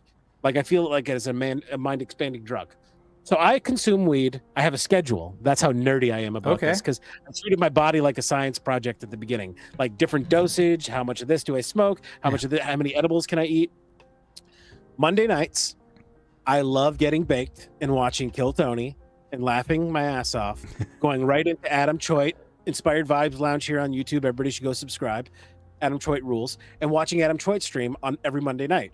It's a hangout session. We go through memes. Adam plays a couple tunes on the guitar. We play some online games together as a group. It's a fun time. Whenever we're done with that, I will be up all night watching documentaries on Albert Einstein and the theory of relativity, and like going through so much science shit, learning as much as I can baked out of my mind, trying to unlock the mysteries of the universe. Sure. Yes. Our understanding of everything is relatively new in human history. Like literally Einstein lived 50 years ago, and he's the guy who figured out how space and time worked. Yeah. Like before that, nobody had a clue. And it's people thinking about it and pondering on it and doing the math. It comes together and solves this shit and figures it out. And one day, maybe what is the evolution of our species will have a better conceptual idea of the dimensions above ours. But currently, we only live in the third dimension. Our brain can only comprehend 3 dimensions. We suspect that time is a dimension, but in order for something to be a dimension, you have to be able to measure and transit it in every direction. And currently, we only go one way in time. Yep. We can't go back in time, but it is assumed that time will be the 4th dimension once it's figured out. Yeah. Is it theoretically possible? Maybe. I don't know. But it's fucking fun to get baked and think about. Yeah, it does. It does. Yeah, because like, until you get into like the, as much as I love Back to the Future and whatnot and all the time travel stuff, because like then there's like cause and effect and the butterfly effect and all that other, all these other theories, like the grandfather paradox. If you go back in time and you try to stop Hitler, could you create somebody worse? Or if you made him, I think of it like the old Command and Conquer series where, you know, Albert Einstein goes back in time and convinces like Hitler to be like, or the funny mustache man, because YouTube can be a little chaotic, especially about those topics. But, you know, to convince him to stay a painter, because like he actually was a halfway decent painter. Not condoning like the other shit that he did. All I'm saying is he could paint a pretty picture, like way better than I can. But, you know, and then like, figured out. Yeah. But then like when you take away like, you know, when you take away Germany from the equation, then like it's the Soviet Union becomes even worse. And that becomes like your World War II and your World War III. And then they have to come up with like a, you know, a time machine to where they have to, you know, teleport and like all of a sudden show up like in Moscow. And it's crazy. Yeah, the Command and Conquer series is just nuts. But then you get into like my theory on time is a little far out. And I thought about this and I was like, okay, you can go back in time. I think it's possible. It takes an extraordinary amount of energy to go back in time. What you can't do is you can't go forward in time. If it's a one-way trip, if you go back like Marty McFly in Back to the Future, where you have to go from 1985 to 1955, there is no possible way to get back to 1985, or at least the one you know, because the future is not written yet. I'm going to fuck with your head real quick. Sure. This is Stoner Paul thinking about this. Yeah. So in order to go back in time, you also have to go back in space. Yeah. Because remember, we are on a blueberry that is spinning, corkscrewing around the sun through the cosmos. Mm-hmm. So in order to go back in time, your physical being would have to go years back from the earth moving on that specific piece of land wherever you want to go to in time. So if you're going to reverse time, you're reversing the corkscrew of the planet, the spin of the planet, you have to land. So you have to figure out a way to negotiate time, to navigate time. You've got to navigate physical space too. Right. You know what I'm saying? Does that make sense? That makes perfect sense, because you have to figure out coordinates to go back to. So this is why Einstein has the theory of relativity, and like space and time, are they one? Are they together? Or are they separate dimensions? Because that's the thing is, so modern science, the consensus, not the actual fact of it, is that the fourth dimension is time and possibly space is the fifth dimension. But the problem is everything we know about time and space work together. Yeah. Like one cannot exist without the other. Is that, like, you know what I mean? Yeah, I know. Now let me ask you this. Where do you stand on multiple universes? Multiverses? Like, oh, I believe that they totally exist. Like, do you think there's an infinite amount of Tylers and Pauls having this conversation somewhere else in a different place, far beyond our comprehension of our human brain? Sure, absolutely. I never did, up until starting to smoke pot and then watching a lot of Einstein stuff, and then have you ever heard of Veritasium, the YouTube channel? This is a subtle shout out for Veritasium. If you guys don't watch Veritasium, subtle shout out. It's a science channel, like a legit science channel.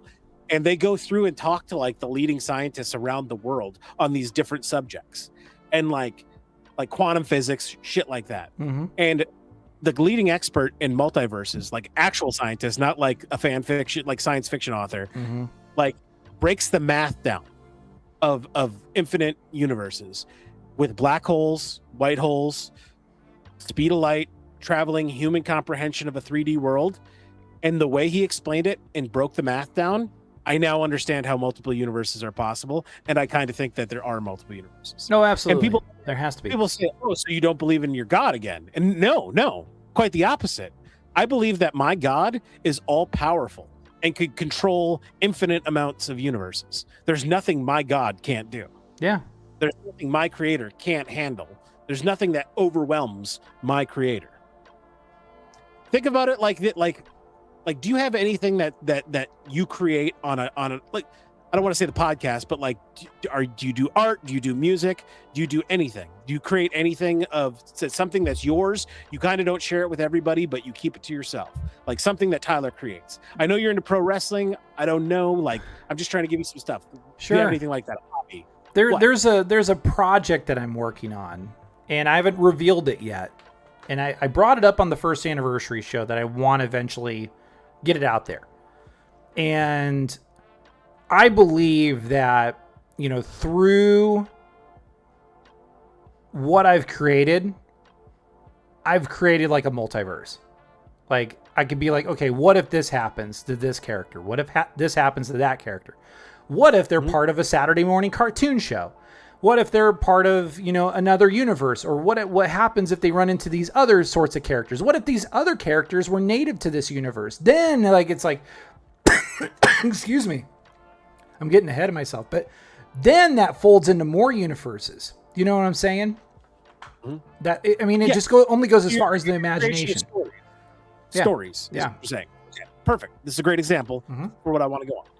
You've now created stories with characters who live in a place, and every one of your characters, every one of your stories can only exist at a max in the third dimension because you as the creator can only comprehend the third dimension. But your stories are either 2-dimension of the mind or 2-dimension on paper. You get what I'm saying? Right. Your characters can never comprehend how their story is written. They can never understand it because that's not the dimension they live in. But your stories might know that you are their God. You are their creator. You get what I'm saying? Yep. I get it. It's just weird. Or it could be the point where Jess is like, I have an edible hitting right now. Perfect timing. She's my best friend. I think with and kind of working from that, I do believe that like you're telling your own story, like you're telling these stories, and you could be a chronicler of these stories. These are just things that pop up in your head. You say, hey, this makes for an amazing story. Here's some major plot lines. And then all you need is just to connect the dots. And then you can also be like, okay, well, let's play out a scenario here. Let's play out a scenario here. What if it's a golden age serial? Like it's based off, if it's, inspired by like the Green Hornet or inspired by, the old Superman serials, like stuff like that. And then it goes only as far as your imagination can take it. So that's why I believe that the possibility of a multiverse, an infinite multiverse, it makes complete sense because, we're living in one dimension, but who's to say that, Chris Chan's dimensional merge just can't happen tomorrow, where you bring in cartoon characters from other universes. But I don't think that's the case because, well, one, that's based off somebody else's creation, and it would be extremely complicated and not near impossible, but very, very hard to work with the temporal interference or whatever you want to call it. It's just, I think there's a hard barrier between multiverses to where like there might be a rule to where we can't, even if we went back in time and tried to meet like our grandfathers, or we tried to meet ourselves and say, hey, you should date this girl, or you shouldn't date her because she's going to ruin your life. Like I think there's a hard rule where you can't, where it's extremely hard to violate that rule. There might be a workaround there, but as far as like distorting or messing with that sort of reality, that could create really bad ramifications. So I think there's like there's a hard barrier there. I don't know whether we can really crack it or not. Because you'd have to figure out coordinates. Like, think about what H.G. Wells's time machine, where the guy creates a time machine. It doesn't move like Marty McFly's DeLorean, but time moves rapidly around it, or time moves Like it can go forward and backward in time. It stays stationary, but the world changes around it. But I do feel like there's an extraordinary amount of energy that is needed. And I think like a time machine like that can't really work. Now, there is a way for there's an easy way for you to time travel, and that's you try to get as far away from Earth as you can. But instead of, going back in time, you're not aging as much, and time is moving faster behind you. I'm looking for a graph. Okay. That I want to show you that is very pertinent to what we're talking about right now. And I found something that's similar, and I'm going to go ahead and I'm going to pull it up. It's not the one I want, sure. But do I have the ability to share on this? Let's see if I can give share you screen with others. You can do that. Yeah. Want to try that? Cool. Sure. Okay. Nice. Can you see what I'm doing? Yeah. Yeah. Hold on. We're going to go to a shared screen real quick. There we go. And I'm going to do a little bit here because it split us off. There we go. Okay. Yep. Now I got it. I'm going to navigate this the best I possibly can. Sure. Can you see my cursor? Yep. I can see your cursor. Yep. Perfect. All right. This is Multiverse Explained. All right. I'm going to explain multiverses in a very basic understanding way.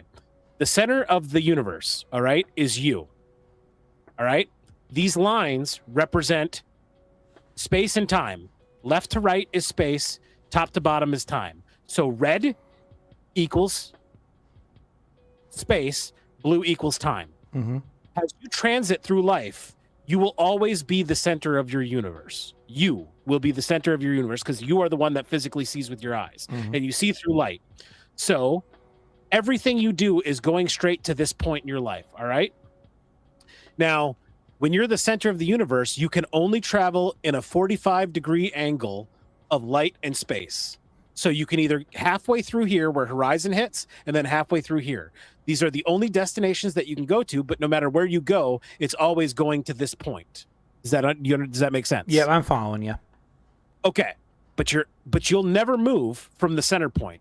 As you're transiting through space and time, black holes, this is where black holes come into play in this.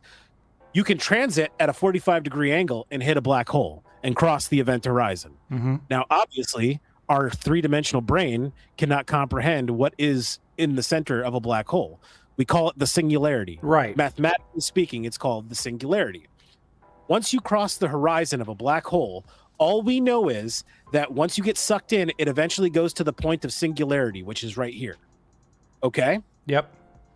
So you can transit sideways. If we could figure out a way to transit sideways or backwards in time, this could all be figured out real quick if there is. Mm-hmm. However, when you're transiting, you're going to come to points like right here, where you could transit towards a black hole and come to the edge.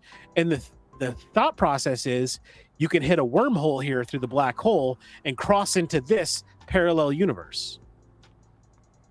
All right? Mm-hmm. Now, it's also believed that if we could transit sideways in time, we could eventually come to this point, which would bring us into a parallel universe with ours, which is there's multiple Pauls, there's multiple Taylors, and we could somehow cross that line and enter into that other universe. Mm-hmm. Now, if you go into a black hole, there's also people who assume that there are opposites of a black hole in the universe. We have observed white holes. Right. We do know white holes exist that shoot things out into the universe, that shoot matter and energy out into the universe. So some people believe that some scientists believe that when you go into a black hole and you reach the singularity, what it does is it takes your energy, not you, not the Tyler, the physical Tyler, but the energy in the atoms that make up Tyler, and spits that energy out into a white hole into another universe, into a new universe or a new parallel universe. Sure. That makes sense? Did I transit this? Yeah, okay? you did a really good job. Yeah. There you go. That's Stoner Paul. This is the shit that keeps Stoner Paul up at night. It's good. It's really good. You ever watch Sibling Revelry and you watch me get blitzed out of my mind?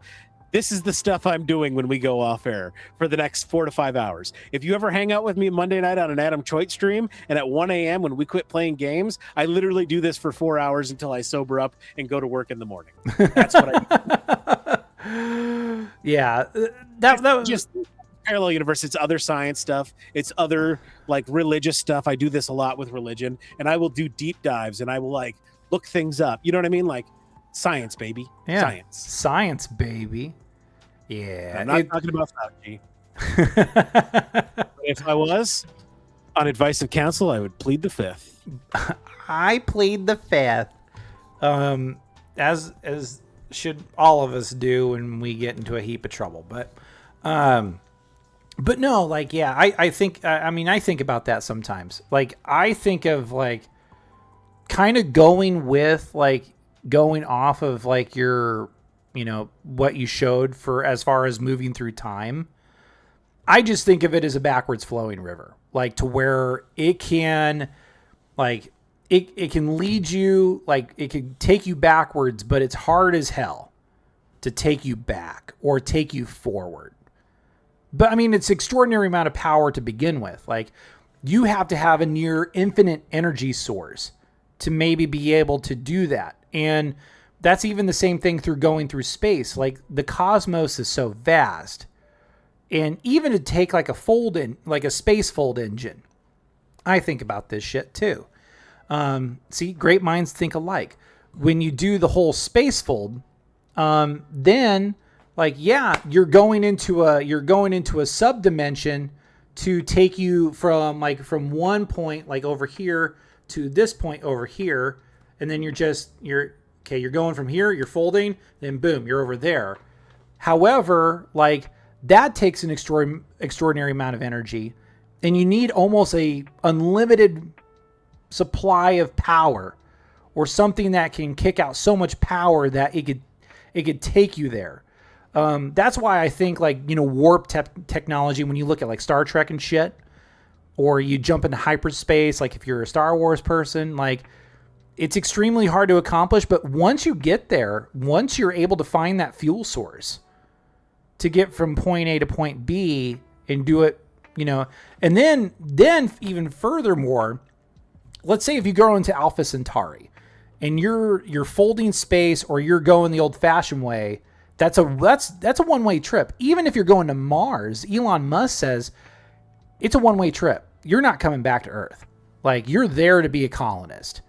Now there's a way of possibly returning to Earth, but you have to travel back in time because of the whole deal of the farther away you get from Earth, you know, the more time passes on Earth when you leave. It has been scientifically proven that it's time travel is theoretical, like the actual how do humans travel through time. Yeah. But time travel is proven. We have proven through gravity, time dilation happens. Yep. Energy equals mass times the speed of light squared. So, depending on where the mass is and its gravitational pull, time moves differently for the observer.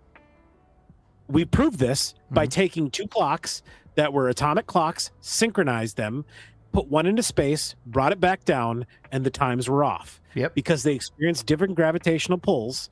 Therefore, they did not travel through time at the same rate, which means time travel is possible. Right. Theoretically, we don't know how humans, the mass of humans can travel through time. And like you said, you need an energy source that can overcome the speed of light squared. Yep. Yeah. That's, I mean, it's almost like I like, we all know Einstein was smart, but like most people be like, oh, I don't understand anything fucking Einstein did. It's all way too above me. Yeah. If you actually sit down and like read into it and like learn what he figured out on his own, he didn't have Google, he didn't have AI. He was just a guy with a notepad, a pencil, and a basic math abilities. Yeah. And he figured all this shit out by himself. That is insane. It's incredible. Like, to think that the human brain could actually comprehend, and now because he's figured it out, It unlocks it for us because we do have Google. We do have AI. We can easily go and look that information up. He didn't have that to do. He created that information. Yep. Standing on the shoulders of giants. Exactly. Yeah. Yeah. Are you a Texas Rangers fan? I am. I split my loyalties between the Cubs and the Rangers. Okay. I'm a Dodgers fan. Okay. Diehard Dodgers. I could tell because of the Dodgers hats I would see all the time. Oh yeah. Yeah. Big So should we get into baseball a little bit, because they're talking about a lockout in 27? World.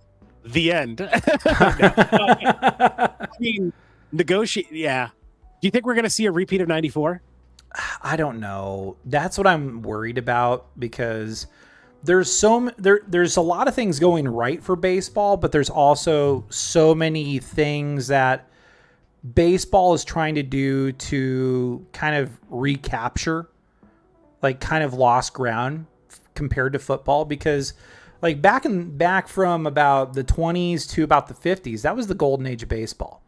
You had Babe Ruth, you had stars out at the yin yang. Your best athletes weren't football players, they were baseball players.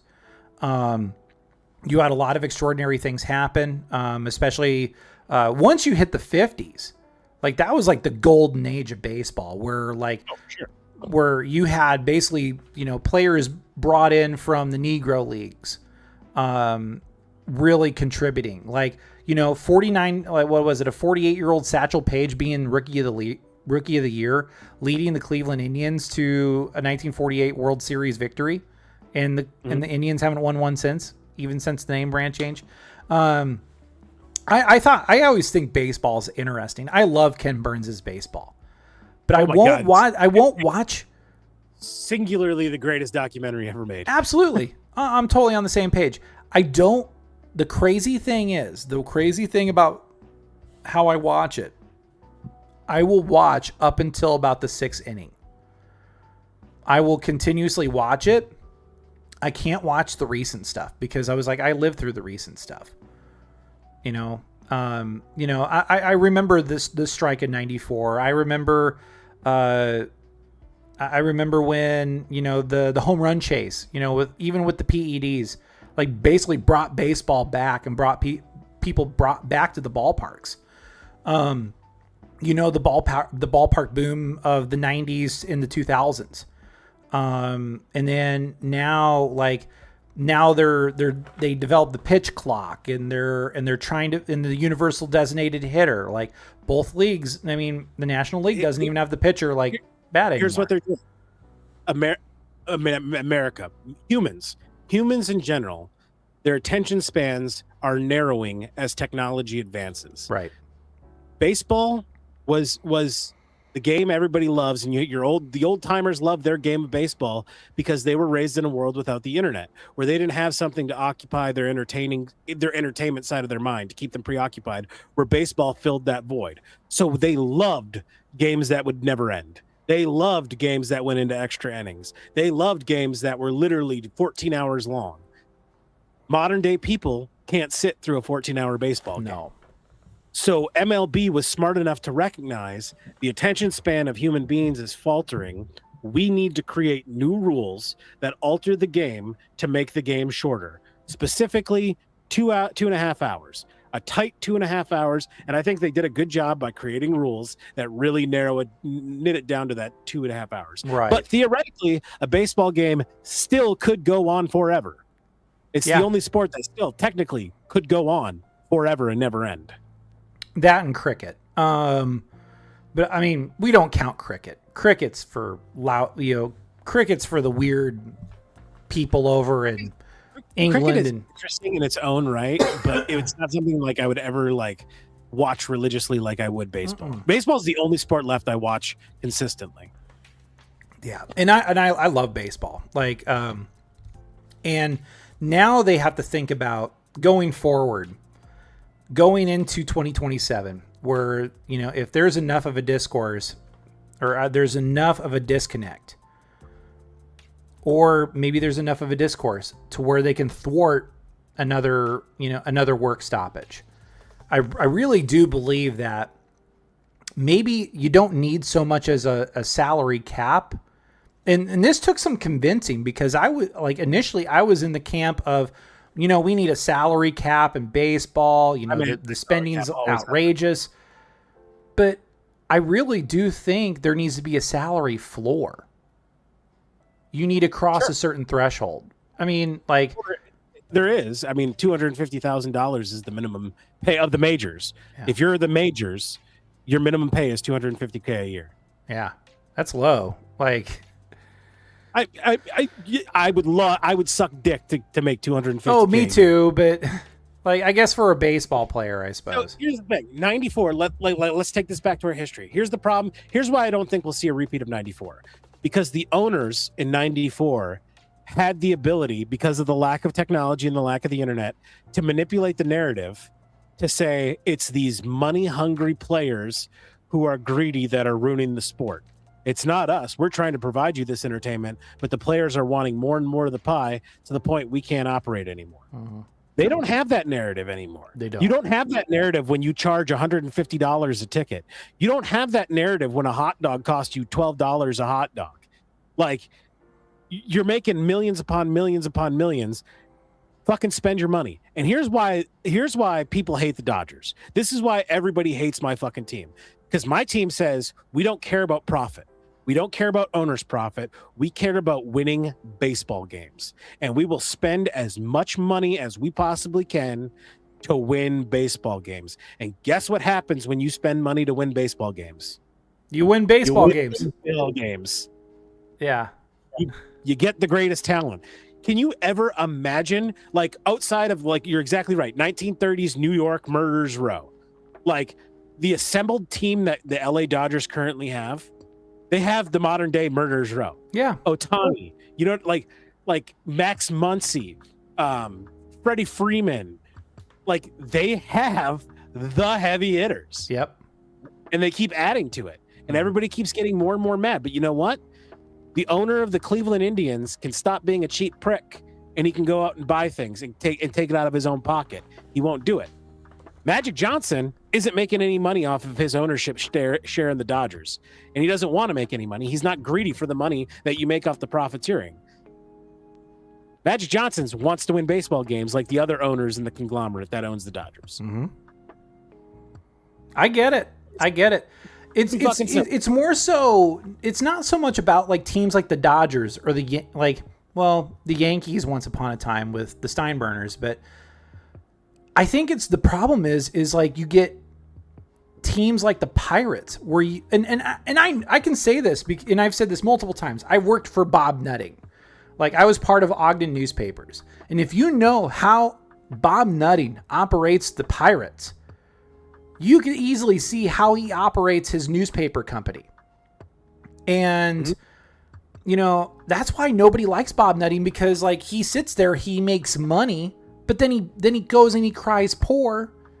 And he's like, well, I got to sell off, he'll eventually sell off Paul Skeens for nothing. And I know Skeens has had kind of a rough sophomore year in Major League Baseball, but a rough sophomore year. Based on his initial showing, he was the pitcher of the future. Yeah. He was going to be the franchise. Mm-hmm. And man, and I don't hate Paul Skeens. I'm not talking shit on him. No. He's had a rough year. Had a rough year. It's like Steven Strasburg a few years ago. When he was the really highly heralded pitcher for the Nationals. He came in, but he got injured right away. He was hampered by injuries, but he still won a World Series with the Nationals. He still won a World Series, Mind, talent, body. To be a great, you have to have all three. Mm-hmm. And I think the biggest problem is a lot of guys have the mind and the talent. Their body just can't keep up to the major league level. That's the biggest problem, is the body. Right. Not everybody can be Tony Gwynn, where they can be excellent for 20 years. Mm-hmm. So, and I get it. It should be the business of winning baseball games. But the problem is it's such a monopoly because baseball has the antitrust. And it's only when, say, Congress revokes the antitrust exemption for Major League Baseball were like, because like, okay, during the 60s, like, so before all the expansion happens, before all these teams start popping up in the 60s, there was only maybe like 16 teams in the majors. And then when some owners came in, like some prospective owners wanted to come in, it was kind of like the NFL, AFL, which wonderful story, but it's told a million times. But these owners wanted to start up a third major league called the Continental League. And they were wanting to put teams in Dallas and Houston, Denver, another team in New York. So that brought aboard that, especially when the Dodgers left for LA and the Giants left for New York, they wanted to bring in a team in New York. And that led to the creation of the New York Mets. That like when baseball was threatened with taking away the antitrust exemption, that's when baseball acted. So, fun fact, real quick: the New York Mets, their colors are blue and orange, for the Dodgers and the Giants. It was to give New Yorkers who hated the Yankees an alternative once the two other teams left. That's why the colors of the New York Mets are orange and blue. Fun fact. Yep, fun fact. My three favorite teams are Dodgers, Brewers, and Mets. First off, I'm a National League guy, and I have a National League team in every division. The New York Mets, when I was deployed to Iraq for the 10th anniversary of 9/11, they flew me out to New York and brought me on the field for the 10th anniversary game, because the New York Mets were the first professional sports team to play after 9/11. Right. And so the 10-year anniversary, they were the only team to play. Well, them and the people they played were the only team. So Nice. It was a good time. 10th anniversary in New York was fucking blast. Oh, I'm sure. Especially as a member of the service who was deployed, and the Mets brought you in, paid for everything. And then like once you go to New York loves them. Their veterans and their service members. They do. They rolled out the red cup. Yeah. And the cool thing with New York too, well, it's because they personally seen the heroism up close. But I've been to New York. I mean, other than that one trip, have you been like New York 3 times? 3? Yep. Okay. I've been there twice. First time it was like driving up to Philadelphia, and then I had a friend of mine that was like, New York's only 2 hours away. Should we go? And it's like, well, we're out here. Let's go. We didn't get to see like the Liberty Bell or anything in Philadelphia. We were just like, let's go to New York and go to Times Square. The second time around, I got to see more shit because I had a friend that lived near Battery Park. So like she showed me around New York, and other than the sights and the sounds, the other thing that stuck with me, well, and I went to a Yankees game when I was there too. We tried going to the Mets. We tried going to see the Mets too, but they were out of town. They were playing Philadelphia when we were there. Was it Old Yankee or New Yankee Stadium? New Yankee. Oh, you didn't get to go to the house that I didn't get to the house that Ruth built. But I think it was like one of the first, like it was when New Yankee Stadium was still kind of newish. It was like back in 2013. Yeah. Mm-hmm. Yeah. It's still a cool place to see a ball game. Like, I'm not going to lie. Like, sure. Oh, for sure. Yeah. Yeah. I mean, don't get me wrong. I would never turn down an opportunity to go to New Yankee Stadium. I'm just saying it would have been cool to have gotten to go to Old Yankee Stadium when it still stood. That is pretty cool. I mean, I've been to Target Field. Target Field's absolutely gorgeous. That's Minnesota Twins, right? That's the Twins. And then I was able to go to Kauffman. But it was before all the renovations. It was like back in the 90s. This was when I was a kid. Got to see Jim Thome hit a home run, though. They played Cleveland. And then what was the other one? And I've been to the Rangers' old stadium, too. I never been to the new one yet. They used to play in the Minute Maid Park, right? That's the Astros. Astros. Oh yeah, it was the Astrodome, and then they went to Minute Maid Park. Yeah, it was the ballpark in Arlington that was like built in the 90s, and then like because like the Rangers are like, well, we have to play outside, we have to play in the heat, like where baseball's meant to be played. Well, they get to play in a really nice dome, so or a retractable roof stadium is the right word for it, but they never have it open. Yeah, I went to before. I don't know what it's called now. American Family Field. It will always be Miller Park to me. Before Miller Park opened, they played at County Stadium. Yeah. I went to games at County Stadium when I was real young. I've obviously been to Miller Park, or American Family Field, whatever they call it now. I've been to Seattle. I've been to Wrigley. I've been to the Marlins old stadium. Okay. Not the new Mega Dome thing. I've been to the Tropicana in Tampa. Mm. And when I went to the Tropicana like 20 years ago, it was a shithole then. Yeah, can't imagine now. My friend, a friend of mine, I have some friends of mine. One friend, he'll go to Fenway quite often, and then I had another friend that one of his bucket list items was to go to Wrigley, and he was able to go to Wrigley before all the renovations. So, and he remembered like he would sit he'd sit high enough in the stadium to where these guys would lower down a bucket and they would fill it full of beer and they would actually pull it up the rope and like have themselves a bucket of beer. My dream stadium to go to is Coors Field. There you go. I think Coors, she knows, we've talked about it 1,000 times. Mm-hmm. I think Coors Field is the coolest stadium because who doesn't love watching home runs? Exactly. Who doesn't love watching people hit dingers? And Colorado gets more than anybody. They do. I've been to Coors Field. Like I never caught a game there, but when I was in Denver, for an event? I was there. I wasn't there for like a game because the Rockies weren't playing yet or they were out of town. I was mostly at Coors Field, and I just basically all I did was just shop the store. That's all I did. No, I would love to see a game in Coors Field. Mm-hmm. And I will. I will. That is one I will. Like, I will go to visit Jess at some point. Sure. And I will make sure I do it in summer during a Rockies home run, a home stint. Or a home stand, yeah. Fenway is on the list. I would obviously love to go to Fenway and see the Cathedral of Boston. Mm-hmm. I've been to Camden Yards too. Oh, you've been to Camden Yards? Yeah, I've been to a lot of baseball stadiums. Let me think about this. I've been to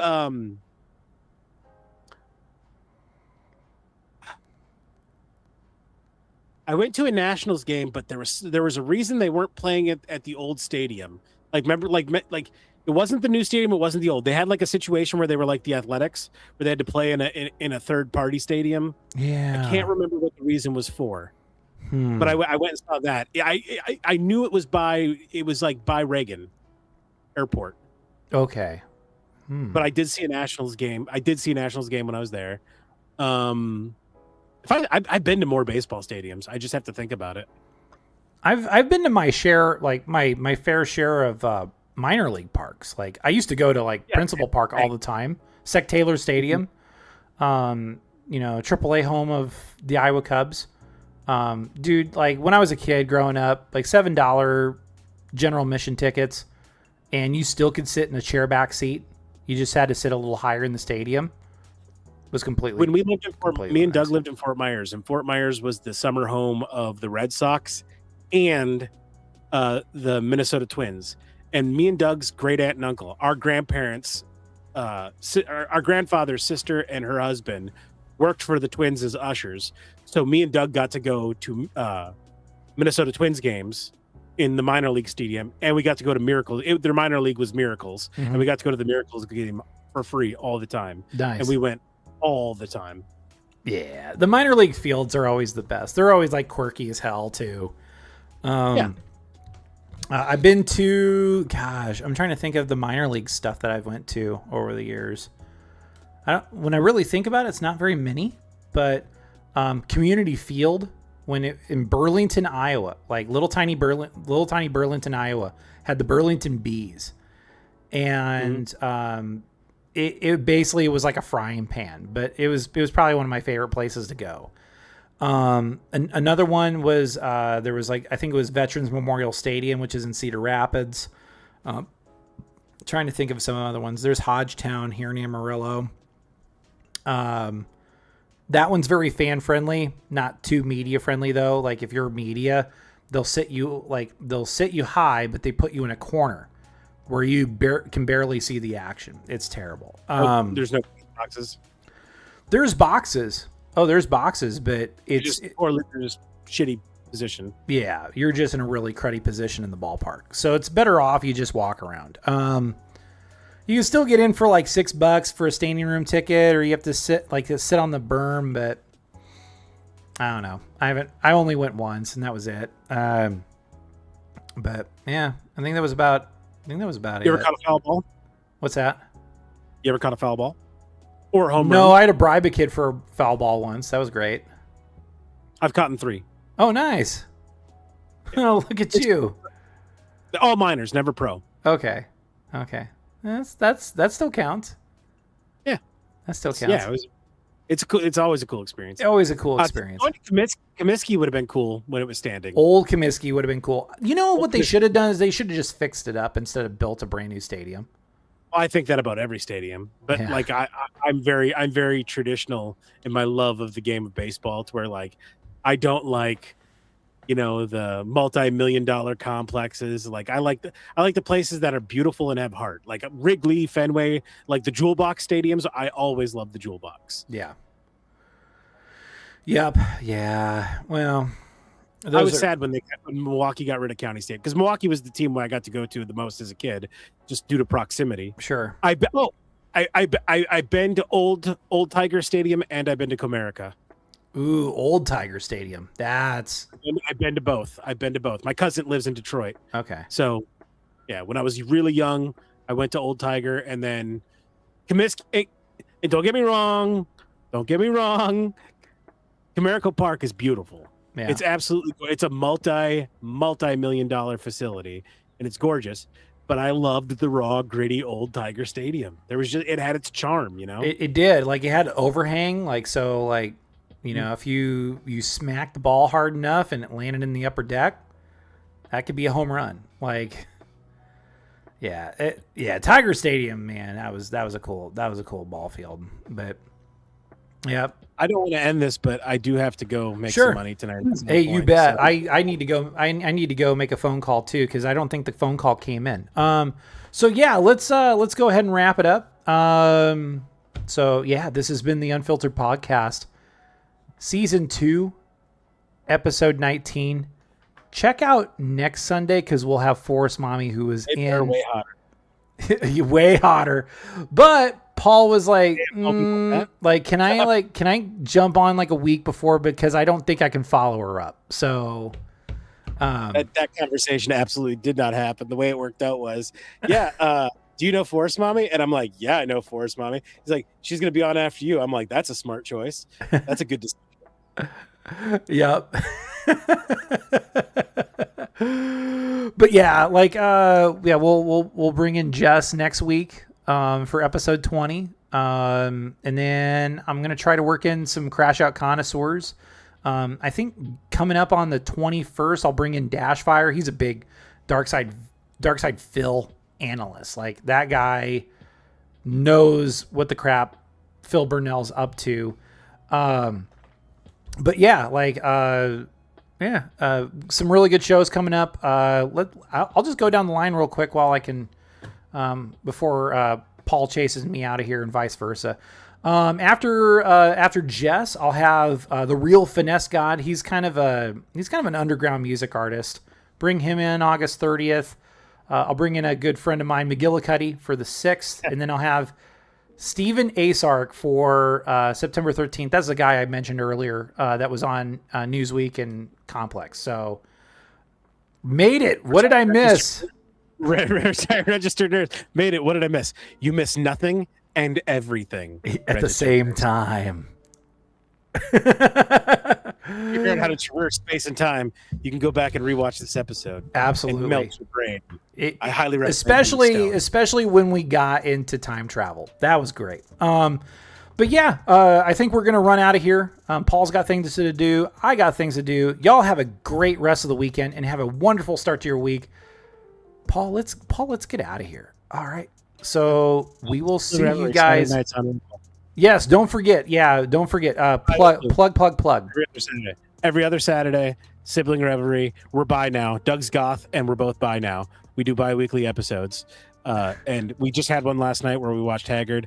We had Tyler on. Fuck me, man. I'm sorry. You have one of those names where it can go either way. Yes. Taylor. We had him on about a month ago, right? Yeah, Yep. because there was an episode between. Go check that out. Check us out, man. Check out Sibling Revelry on Rumble. You will not regret it. Such a great show. If you're easily offended, don't come though. That's why there's warning signs.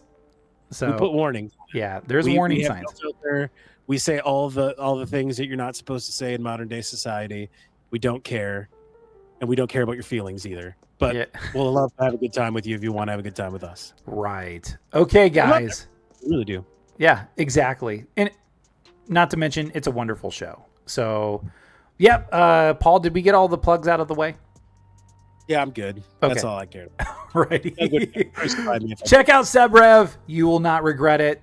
I wish you guys a wonderful rest of your weekend, a wonderful start to your week. We're going to get out of here. See you guys soon.